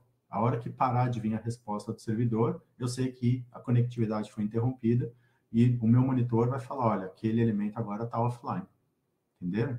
Então, essa é a ideia. E esse outro aqui, um balanceador de carga, ele não consegue, né? Ele não consegue se comunicar com outros dispositivos fora da rede local. Qual configuração o administrador deve investigar primeiro para disponibilizar, né, para habilitar esse tipo de comunicação? Então, o balanceador de carga, ele não consegue enxergar nada fora daquela rede local onde ele está inserido. Então, vamos supor, o meu balanceador de carga tem um endereço de rede 10 ponto alguma coisa. Tudo que está na rede 10, ele enxerga. Agora, se ele tentar acessar alguma coisa fora da rede 10, por exemplo, a rede 20, ele não consegue. Se ele tentar ir para a internet, ele não consegue. Então, o que vocês acham que está faltando ali? Roteamento. Né? Então, está faltando alguma configuração de roteamento. Falta configurar um default gateway, né? Falta, enfim, alguma coisa nesse sentido. Tem alguma coisa a ver com VLAN? Provavelmente não. Né? Endereço IP que está errado? Provavelmente não.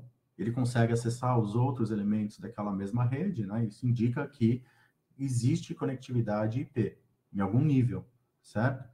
Então, normalmente o problema é de roteamento, né? Quando ele coloca uma questão desse tipo. De novo, a melhor resposta, né? As outras respostas podem até fazer algum tipo de sentido, mas a melhor resposta aqui é roteamento baseado na informação que foi dada para vocês, tá bom?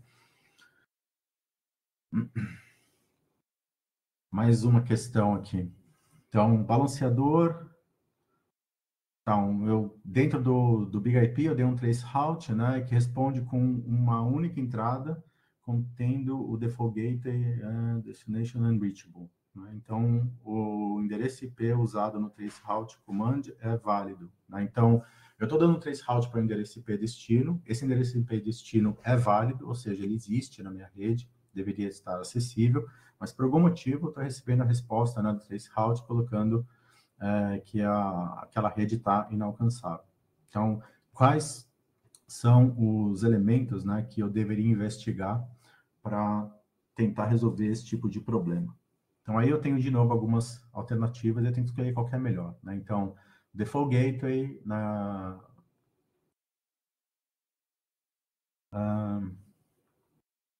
o endereço IP, né, do Default Gateway e a máscara de rede que está configurada no Big IP, né? Pode ser. A parte de roteamento, né, do balanceador do Big IP, também pode ser. A parte do Default Gateway, então, a parte de configuração do Default Gateway aqui, na parte de roteamento, e a última aqui, o endereço IP e a máscara de rede da interface do Big IP. Então, percebam que aqui eu tenho algumas alternativas que fazem sentido, né? Não é uma única, não é tão óbvio assim. Então, qual que seria a melhor?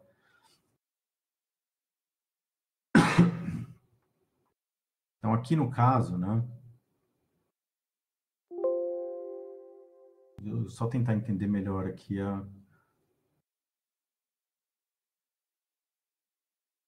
Então, aqui ele está falando um elemento que é fora, né, do Big IP, tá vendo? A configuração, né, de endereço IP e de máscara de rede do Default Gateway, não do Big IP. Tá? Então, isso daqui eu excluiria, né? Porque você não vai fazer um troubleshooting, né, no próprio Default Gateway. Você está tentando focar no Big IP em si. Tá? Pode até ser que o Default Gateway esteja com algum tipo de problema, etc. Mas aí já não dá para a gente já começar a assumir esse tipo de coisa. Tá? Então, a primeira aqui eu já descartaria. A configuração de roteamento do Big IP. Pode ser? Pode ser eventualmente um problema aqui, tá? Mas a terceira alternativa aqui era um pouco mais específica, tá vendo? Ah, não, desculpe, aqui é a mesma coisa da primeira, né, na verdade. De novo, né, a gente está olhando aqui o Default Gateway, né, a configuração de roteamento no Default Gateway, no roteador. Também, fora.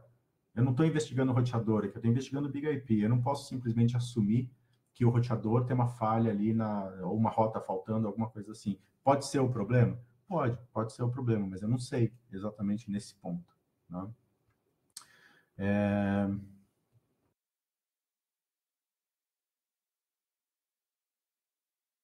Na verdade, tá, aqui essa questão não é tão simples, né? Não sei se todos aqui conseguem enxergar, mas agora lendo com um pouco mais de atenção, né? A gente tem isso daqui, ó. Ver se consigo sublinhar isso daqui. Essa parte aqui, ó. Não é uma simples falha de roteamento, né? Quando eu dou o traceroute volta para mim com a primeira linha, né, que ele me volta, na verdade, todas as linhas, né, quando eu vou dando o traceroute, ele vai mostrando para mim que tem um endereço IP do Default Gateway que já está configurado no Big IP, e uma mensagem CMP falando Destination Net Unreachable. Ou seja, quem está mandando essa mensagem para o Big IP é o Default Gateway, né? Percebem? Então, aí tem uma interpretação que tem que ser feita com um pouco mais de cuidado. Se eu coloco essa alternativa aqui como correta, né, que seria checar a verificação do roteamento, configuração de roteamento no Big IP, apesar de não ser uma coisa assim absurda, para esse caso específico está errado. Porque o gateway está devidamente configurado, percebem? Como que eu sei? Porque na saída do traceroute está mostrando para mim o endereço IP do default gateway, né, e a resposta que aquela rede que eu quero chegar está inalcançável. Ou seja, o Big IP faz o papel dele, ele envia aquele ICMP, né, para o default gateway. O default gateway é que se perde e fala, eu não tenho como chegar nessa rede, e devolve, né, uma mensagem ICMP falando network unreachable. Então, não seria aqui essa alternativa a mais correta, na minha opinião. Tá? Você teria que pegar uma das outras aqui. Então, the default gateways interface IP e mask. Esse aqui também não.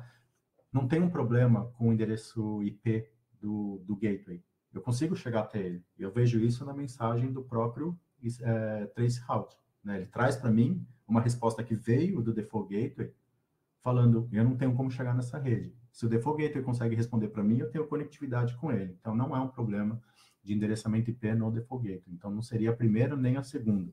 Eu fico com as outras duas aqui, né? Então, Default Gateway is a routing configuration. Essa parece ser a mais correta.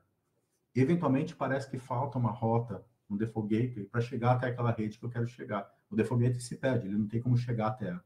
Então, pode ser uma falha de configuração no Default Gateway. Até aqui, pessoal, a gente está só, como que fala, confabulando, né? Eu não tenho certeza. Até acessar o Default Gateway e fazer um troubleshooting no Default Gateway, eu não tenho como saber se é esse mesmo problema. Mas dentre essas alternativas que estão aqui, ela é a melhor.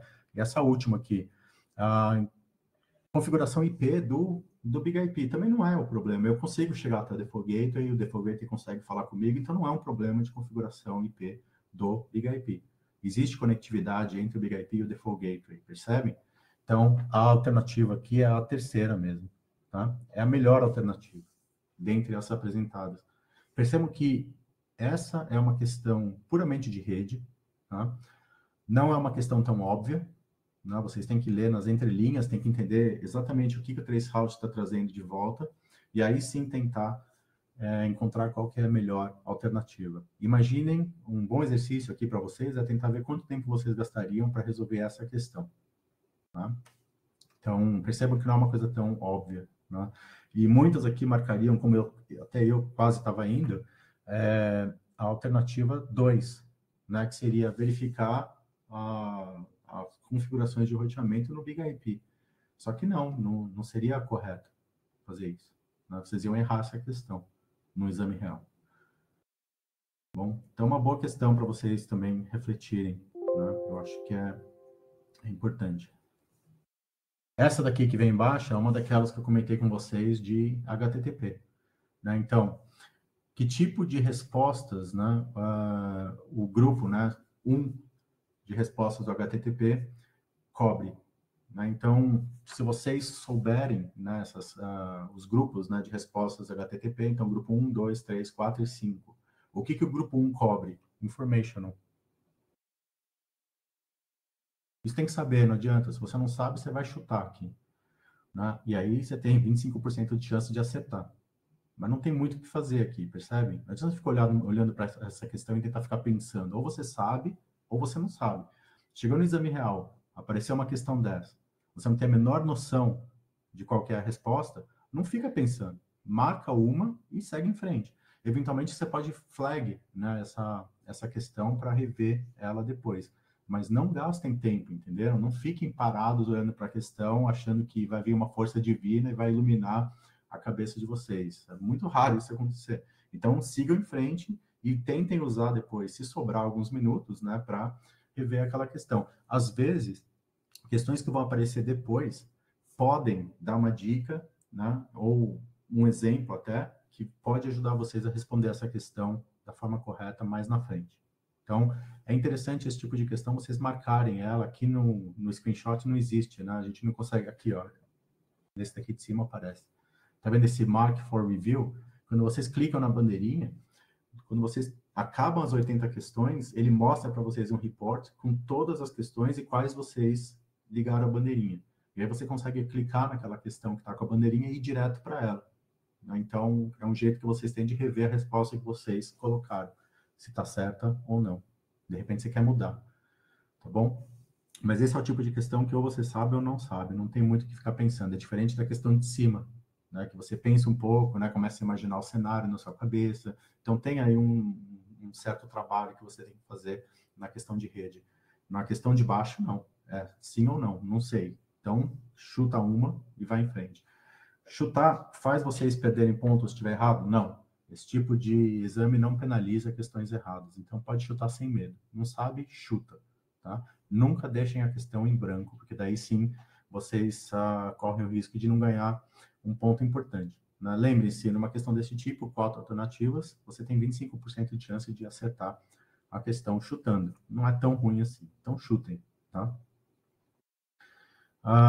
Vamos ver como está de tempo aqui. A gente não tem muito mais tempo, mas vamos falar aqui de questão de tecnologia. Né? Então, definições de proxy, isso é uma coisa que vocês têm que saber.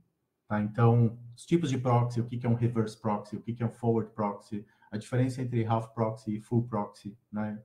os Big IPs, eles usam muito esses conceitos, né? Tudo baseado em algum tipo de proxy. Tudo que você implementa no Big IP tem algum tipo de proxy por trás, né? Ou a gente está ativando o full proxy, ou a gente está ativando um modelo que é meio proxy, né? Que seria o half proxy, ou a gente está usando forward proxy para alguma coisa, ou reverse proxy para outra. Então, tem que entender essas definições, né? O que é as variantes dos tipos de proxy que existem.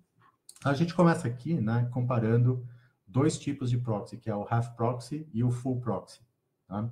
O Big IP, dependendo do tipo de configuração que vocês vão fazer, ele vai suportar um ou outro.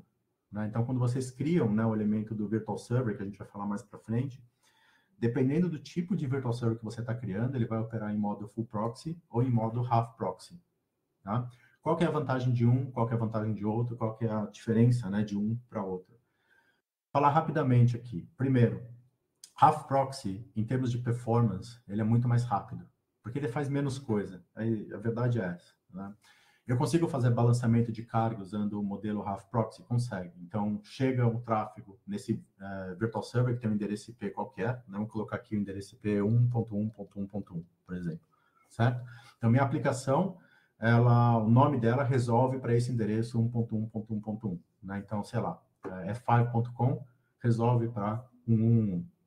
Então, qualquer um que digita no browser f5.com vai resolver para esse endereço IP, vai ser roteado até o meu Big IP, chegou no Big IP, o Big IP olha qual que é o virtual server que tem esse endereço IP. Achou? Beleza. O que ele faz, então, agora com esse processo, né, com esse fluxo? Ele vê como que o virtual server está configurado. Esse virtual server está configurado para fazer balanceamento de carga num pool de servidores que tem atrás? Sim, eu tenho 3 servidores de aplicação atrás dele. Então, o que ele faz? A primeira conexão, ele balanceia para o servidor número 1 aqui.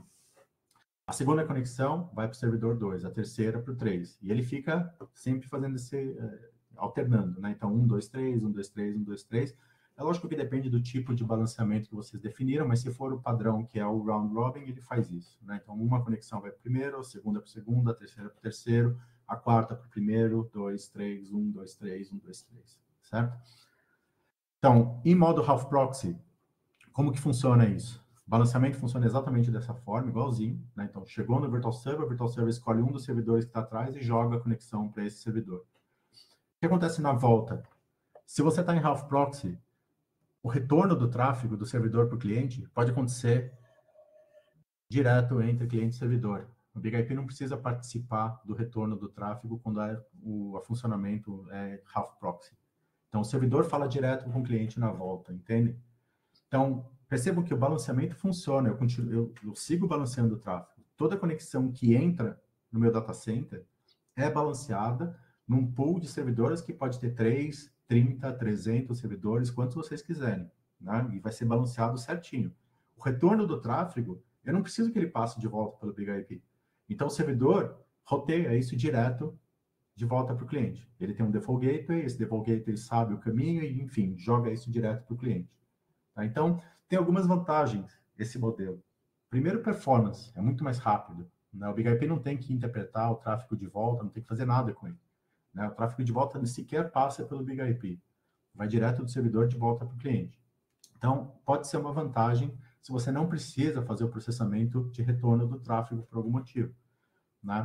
Por outro lado, vocês perdem uma série de funcionalidades. Então, eu aumento performance, fica muito mais rápido, só que eu não consigo, por exemplo, fazer o Deep Packet Inspection, eu não consigo abrir o pacote, eu não consigo fazer, por exemplo, terminação de SSL, né? Eu não consigo fazer uma série de coisas que o Full Proxy consegue. Então, essa é uma desvantagem. Eu perco algumas funcionalidades quando eu estou trabalhando em Half Proxy. Tá? Novamente, como que vocês selecionam um ou outro? Vai depender do tipo de virtual server que vocês configurarem. E a gente vai falar disso num outro encontro. Né? Eu vou abrir para vocês os virtual servers, os tipos, falar de cada um deles, diferenças, etc. Tá? Mas, por hoje, mais para vocês entenderem o básico conceitual mesmo. Né? Então, essa é uma das diferenças. Full Proxy. Você tem aí o retorno também voltando pelo Big IP. Nesse caso, eu tenho o que a gente chama de o Big IP podendo fazer tudo aquilo que ele foi desenhado para fazer. Então, eu consigo fazer Deep Packet Inspection, eu consigo parar o pacote, eu consigo abrir esse pacote, eu consigo ver todas as camadas lá dentro, até a camada de aplicação. Eu consigo fazer alteração de cabeçalhos, por exemplo, nas camadas superiores. Eu consigo também fazer manipulação em camadas inferiores, NAT, ou tradução de endereços de origem, destino, etc. Eu consigo fazer o balanceamento de carga. No retorno do tráfego, eu consigo fazer análises, né? Eu consigo fazer interceptação de SSL. Eu consigo receber o tráfego num protocolo no lado cliente e jogar isso para o servidor usando outro tipo de protocolo, né? Então, por exemplo, meu servidor HTTP está rodando ainda a versão HTTP 1. Desculpem, o servidor está rodando... o servidor rodando a versão 1 de HTTP, só que eu quero, né, no lado cliente, usar algumas vantagens do HTTP 2. Eu consigo fazer isso em full proxy, sim. Né? Eu posso receber as conexões e as requisições em HTTP 2, do cliente até o BIG-IP. O BIG-IP converte, né, isso daí para HTTP 1 e joga para o servidor. Então, eu consigo ter esse tipo de facilidade em full proxy que eu não tenho em half proxy. A contrapartida é performance. Eu perco na performance porque o BIG-IP agora está fazendo muito mais trabalho. Eu tenho que parar o pacote, eu tenho que abrir o pacote, examinar, trocar isso, trocar aquilo, converte protocolo, e então joga isso para o servidor. No retorno, eventualmente, também algumas manipulações e papapá, e daí joga isso de volta para o cliente. Isso tem uma perda, né, inerente aí nesse processo. Aí entra a diferença também entre usar o hardware e usar uma máquina virtual. Estou usando um BIG-IP virtualizado aqui. Ele não vai ter nenhum tipo de aceleração em hardware para fazer todos esses processos, né? Então, a perda vai ser mais evidente em termos de performance. Se você está fazendo isso num hardware que tem os aceleradores, a perda muitas vezes vai ser, dependendo do que você está fazendo, é quase imperceptível. Então, trabalhar em full proxy ou em half proxy aqui num hardware, num pedaço de hardware, né, uma caixa, talvez não tenha um impacto tão grande quando você é comparável com uma máquina virtual.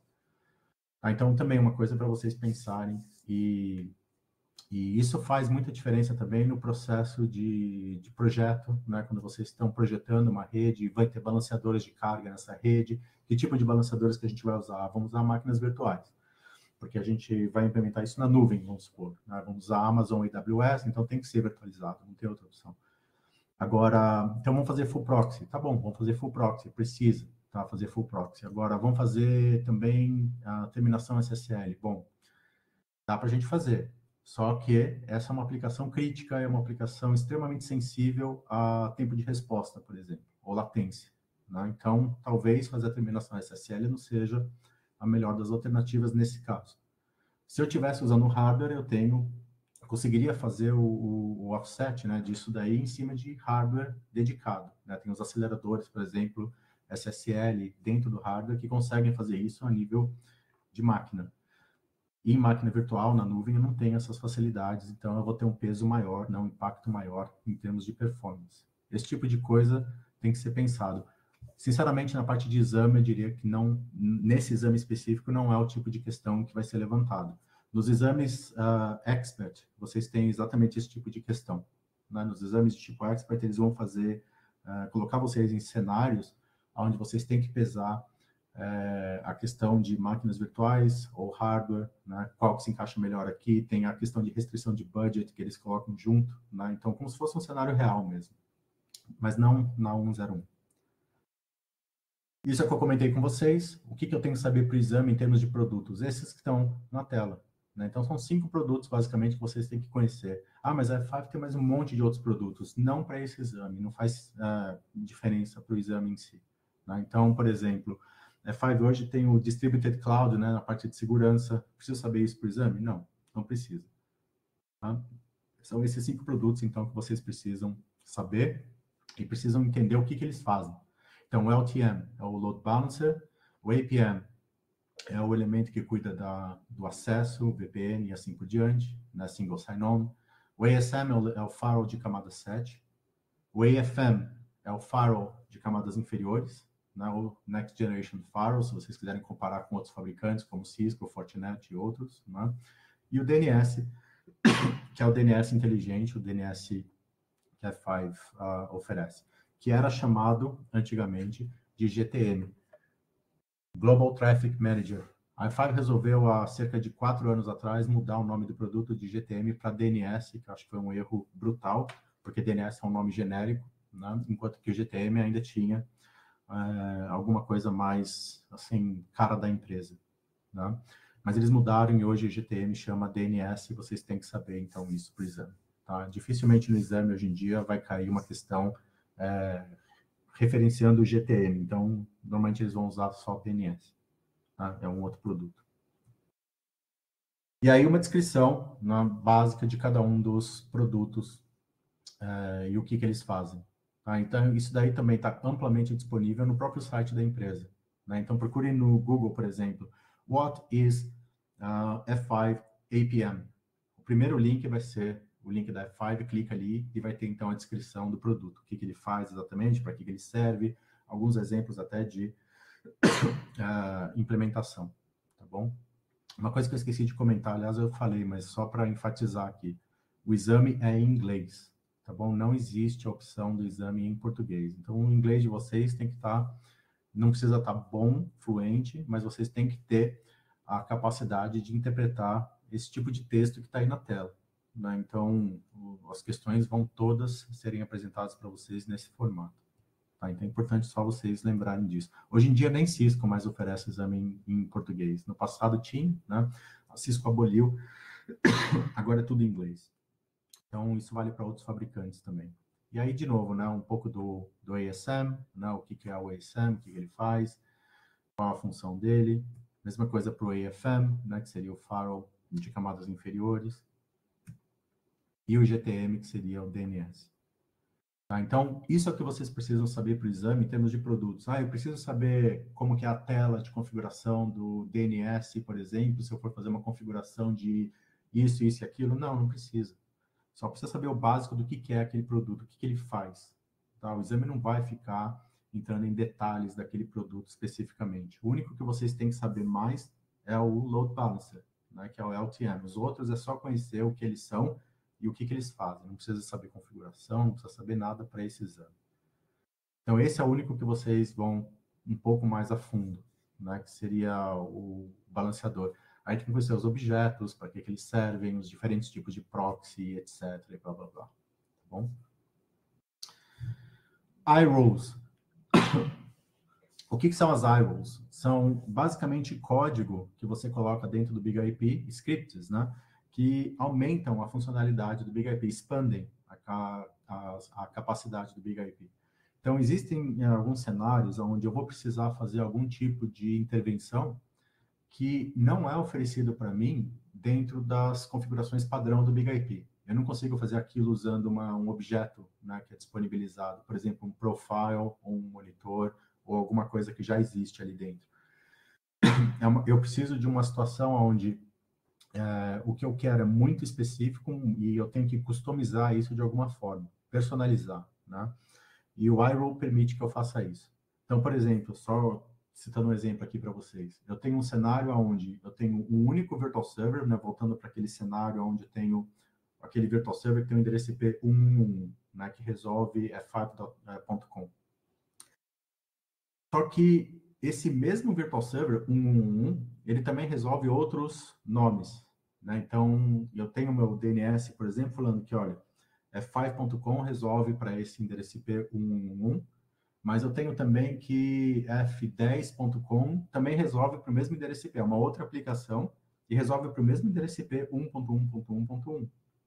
Então, o que acontece num cenário desses? Eu tenho dois fluxos de dados de diferentes aplicações chegando no mesmo objeto do BIG-IP ali. Aí vem aquela pergunta, bom, como que o BIG-IP vai separar esses dois fluxos e jogar para os servidores certos? Eu posso usar uma iRule para isso. Eu crio uma iRule que fala o seguinte, se o hostname que está sendo solicitado for f5.com, joga isso para ser balanceado nesse grupo de servidores aqui. Se o hostname que está sendo solicitado for f10.com, joga isso para ser balanceado para esse outro grupo de servidores aqui. Eu separo isso no nível do virtual server usando uma iRule, entenderam? Esse é só um exemplo, tá? Mas dá para fazer muito mais do que isso. Então é bem flexível, vocês conseguem, né, criar situações bastante únicas usando iRules, né, que é a codificação dentro do BIG-IP. O que eu preciso saber para o exame com relação a iRules? Eu preciso conhecer o código, eu preciso ver o formato ou alguma coisa assim? Não tem que saber nada disso. O que vocês têm que saber basicamente é o que são as iRules, para que elas servem, e a linguagem que é usado para essa programação, né? Então, a gente usa TCL no BIG-IP, que é o Tool Command Language, que por acaso é a mesma que a Cisco usa também, né? No Cisco, quando você tem o iOS XI e alguns outros modelos mais high-end, né, do software deles, ele também permite um nível mais abstrato de programação, né, que seria usando o TCL também. Então, eu consigo criar, por exemplo, rotinas, scripts dentro de roteadores Cisco usando a mesma linguagem que a F5 usa. É uma linguagem meio que universal. Tá? Então, precisa conhecer a sintaxe dessa linguagem. Se vocês forem, de fato, programar em iRules, eu preciso conhecer como que eu programo usando o TCL. Muito parecido com Python, né? Eu quero criar um código em Python, eu preciso conhecer a sintaxe do Python para colocar as funções, tudo direitinho. Mesma coisa com o TCL e iRules. Eu preciso conhecer as funções, a sintaxe, etc., para criar o código de uma forma que o BIG-IP consiga interpretar. Tá bom? Para o exame, vocês não têm que saber nada disso, tem que saber só que iRules é uma forma de você expandir a funcionalidade do sistema por via de código, né? Eu crio, então, um script, coloco isso dentro do BIG-IP e eu determino quando que esse script vai ser executado. Quando chegar uma solicitação HTTP, por exemplo, ou quando chegar, sei lá, uma conexão TCP, ou seja lá o que for. Tá bom? Outra coisa que é importante, tá? Vocês lembrarem com relação a iRules para o exame, é isso que está escrito aí.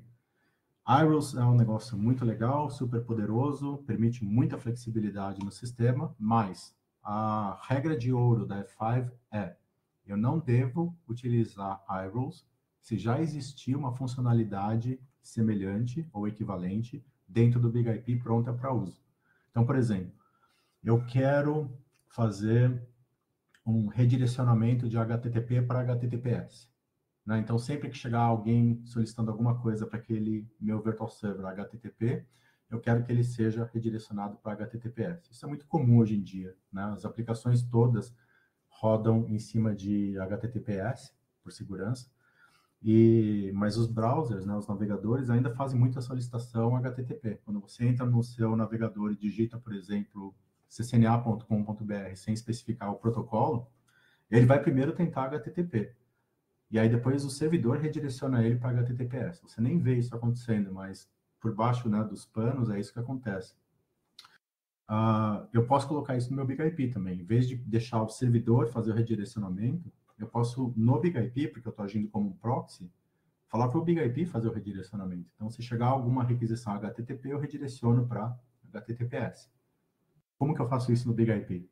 Eu posso usar uma iRule, né? E eu coloco a condição: se a requisição for HTTP, redireciona para HTTPS. É uma iRule de uma linha apenas, né? Bem simples. Agora, existe uma forma de vocês fazerem isso no BIG-IP usando um mecanismo já pré-moldado no BIG-IP, que chama Profile. Eu consigo usar um Profile HTTP, por exemplo, que faz o redirecionamento para mim. Nesse caso, a recomendação da F5 é: não faça isso usando uma iRule, faça isso usando o Profile. Entenderam? Por quê? Uma série de motivos. Primeiro, performance. Né? Sempre que você usa iRule, pode ter um impacto em performance, dependendo da lógica que você colocou no seu código. Se a lógica não estiver muito boa, pode ter impacto grande em performance. A questão de suporte. iRules normalmente não vai ser suportado pela equipe de suporte da F5. Eu criei uma iRule que tem 20 linhas de código, implementei aquilo, coloquei no meu BIG-IP e parou de funcionar. A aplicação deixou de funcionar. Eu abro um chamado no suporte, a F5 olha e fala: mas tem uma iRule aqui. Não foi a gente que fez, foram vocês. Então, vocês estão por conta. A gente não suporta código feito por cliente. Se foi um consultor da F5 que fez aquele código, é diferente. Agora, se foi o cliente que fez por conta própria, ele está ali por conta. Né? Então, ele tem que fazer o troubleshooting, o debug daquele código para tentar identificar onde está o problema. Então, esse é outro motivo.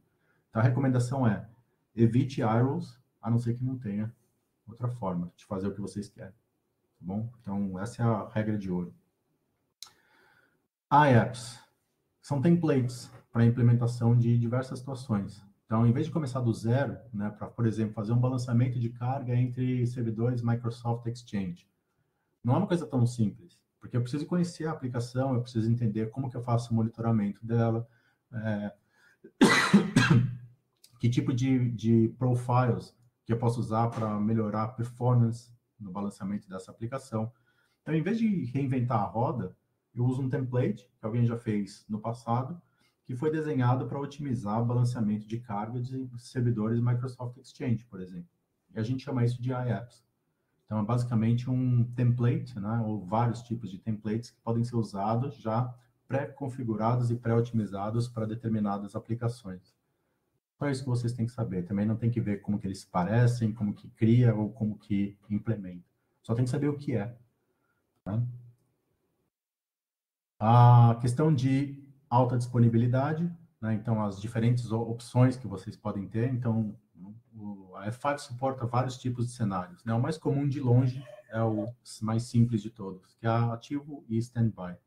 Tenho 2 BIGIPs apenas, um sempre ativo, recebendo todo o tráfego, o outro ali só esperando o ativo falhar para assumir o controle. Né? Então, só tenho um BIG-IP funcionando em um determinado momento, nunca mais do que um. Esse é o mais simples e o mais popular, é o que a maioria dos clientes da F5 usam.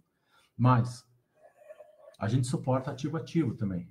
Né? Ou seja, tenho 2 BIG-IPs, os dois funcionando simultaneamente, recebendo tráfego. Essa configuração, apesar de ser suportada, ela não é recomendada e não é muito utilizada, a não ser em casos muito específicos. Né? Existe uma série de considerações com esse tipo de cenário. Tá? Para dar um exemplo para vocês, se vocês implementam isso, né, e eu tenho os 2 BIG-IPs operando a 60% de carga, certo? Porque os dois estão ativos simultaneamente, imagine o que acontece se eu perco um deles. Aqueles 60% que estavam nesse que falhou, vai vir para o de baixo aqui. E é lógico que eu não posso ir acima de 100%. Ou seja, eu vou estar com uma situação onde esse agora está operando a 100% de carga, aqueles 20% extras, né, que eu precisaria para adequar tudo o que aquele que falhou estava fazendo, eu vou perder, ou seja, eu vou criar um estrangulamento, né, nesse BIG-IP que está ativo, que está funcionando sozinho, e eventualmente vai começar a impactar a performance de todas as aplicações atrás dele. Né? Eu estou com ele a 100% de carga, funcionando o CPU, tudo a 100%, é lógico que eu não consigo manter o mesmo nível de performance. Então, a F5 não recomenda esse tipo de design exatamente por causa disso. Tá? Esse último aqui seria um design mais complexo, normalmente para grandes implementações, onde apenas 2 BIG-IPs não é o suficiente, eu preciso de mais BIG-IPs para acomodar o volume de tráfego que está chegando. Então, eu sempre vou ter um BIG-IP dentro desse cluster em standby. Tem que ter. Por isso que a gente chama de N+1. Né? Esse daqui seria o cenário que a gente chama de N+1. Então, eu tenho até 8 BIG-IPs dentro desse cluster, sendo que 7 deles podem estar simultaneamente trabalhando o tráfego, e um deles está sempre ali, só em standby, sem fazer nada, por causa de um ou mais desses falharem. Então, eu posso perder até 2, 3 desses BIG-IPs. Esse que está em standby, ele passa a ficar ativo, né? E ele passa a receber tráfego. Então, um cenário bem mais complexo, não é fácil de ver isso. O máximo que vi de BIG-IPs ativos no mesmo cluster foi um cluster que tinha 4 BIG-IPs, nunca vi mais que isso. E olha que era uma implementação bem grande, mas o suporte é até 8. Né? Então, dá para criar clusters bastante grandes. Para o exame, o que vocês têm que saber? Basicamente, este tipo, né, de opções que vocês têm. Né? Então, ativo standby, ativo e o N+1, que seria até 8 BIG-IPs dentro de um cluster, sendo que esse +1 significa o standby, que sempre vai estar em standby. Tá? Eu tenho que saber como que eu configuro isso? Não, não precisa. Não é só saber os tipos, tá bom? De alta disponibilidade que vocês têm. O que mais que eu tenho que saber com relação à alta disponibilidade?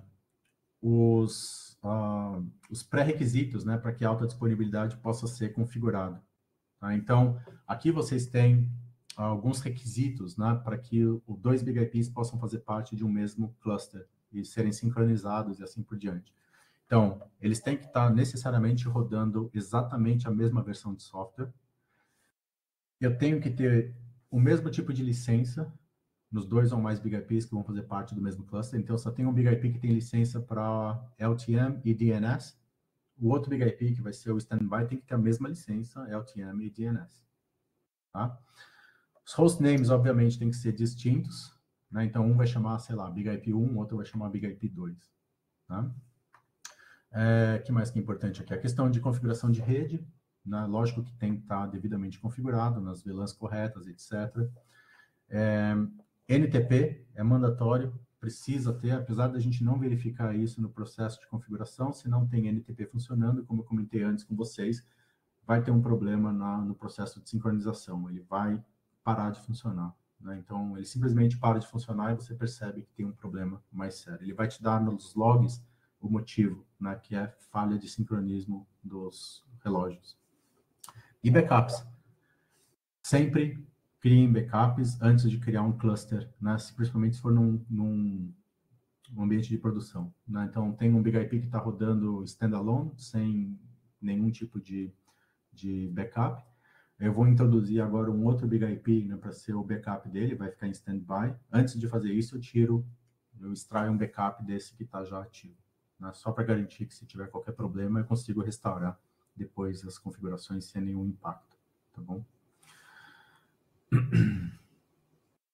Em termos das portas de comunicação que são utilizadas entre os 2 Big IPs, né? Então, isso pode ser questão de exame também. Então, porta TCP 4353 é usada para sincronização das configurações. Se vocês forem usar espelhamento, que é uma coisa que depois, para o exame, para falar a verdade, esse exame específico não precisa saber o que é, mas se vocês forem utilizar espelhamento, né, as portas são TCP nesse intervalo. E, finalmente, a comunicação entre os dois, para um saber quando o outro deixou de funcionar, é a porta UDP 1026. Né? Então, eles são conectados back-to-back, os Big IPs, idealmente, né, conectado back-to-back, não por via de uma VLAN, mas se não tiver outro jeito, VLANs podem ser utilizadas. E eles ficam sempre, né, a cada número de segundos, trocando esses pacotes especiais UDP, que são chamados do Heartbeat.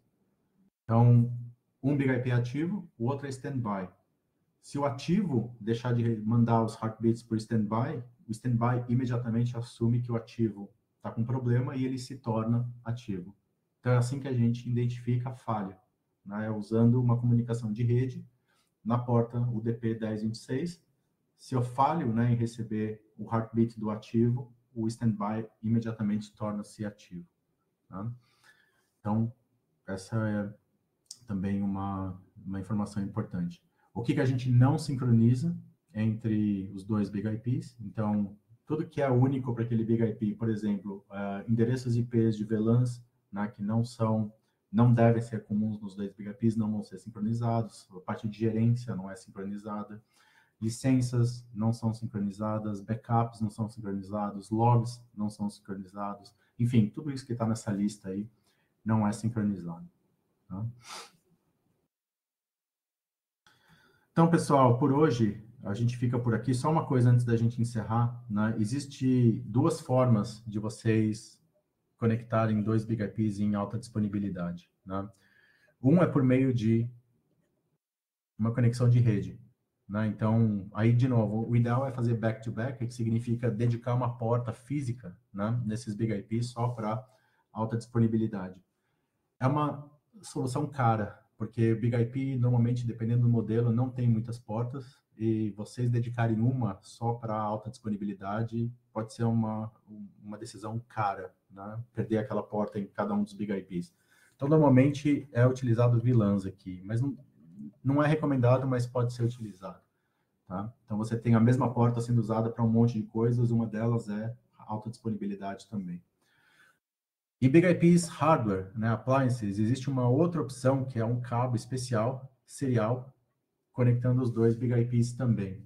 Né, um cabo que tem, no máximo, em termos de metragem, eu não me lembro exatamente quantos metros esse cabo pode ter, mas é limitado, é um cabo serial, então ele não pode ser muito longo. Né, não sei se é 10 metros ou 15, ou alguma coisa parecida. Mas tem uma limitação disso, que é os Big IPs não podem estar muito longe um do outro. Né? Então, se eu quero criar um cenário onde o Big IP ativo vai estar em um data center e o Big IP Standby vai estar em outro data center, então fisicamente longe um do outro. Não dá para usar esse cabo serial, né? Eu tenho que usar conexão de rede, ou via VLANs ou back-to-back. Mas é possível, tá? Em appliances ou hardware, né, você tem até hoje essa opção de usar o cabo serial para fazer a conexão entre os dois Big IPs, e aí o monitoramento entre eles é via o heartbeat elétrico mesmo, né, entre esse cabo, que vai fluir entre esse cabo. O standby, se deixa de receber esse sinal elétrico do ativo, ele assume que o ativo está com problemas e ele passa, então, a ser o ativo, tá bom? E pode ser usado os dois simultaneamente. Então, um como backup do outro. Eu tenho o cabo serial conectado entre os dois Big IPs e tenho também a conexão de rede entre os dois. Se os dois falharem, eu sei, então, que o ativo está com problema, o standby passa a ser ativo. Essa é uma solução que muitos clientes usam, né? As duas conexões, a conexão física serial, mais a conexão de rede como backup. Tá? Então, acho que é interessante vocês saberem isso também. Tá bom, pessoal? Olha, a gente fica por aqui, então. Eu realmente não consigo estender por muito mais. Eu espero que tenha ajudado um pouco. Tem muita coisa ainda para falar, então 2 workshops não vai ser suficiente. A gente vai ter talvez mais uns 2 ou 3 até a gente conseguir finalizar todos os tópicos desse exame. E eu vou colocar, então, no blog quando que vai ser o próximo. Talvez no fim de semana que vem já. Tá bom? E sempre com a gravação. Então, quem perde pode assistir depois. Né? Então, espero que seja de alguma ajuda aí para vocês. Tá bom, pessoal? Olha, bom domingo para vocês, boa semana, e depois eu divulgo, então, quando que vai ser o próximo encontro. Tá bom? Um grande abraço, gente, e até o próximo encontro.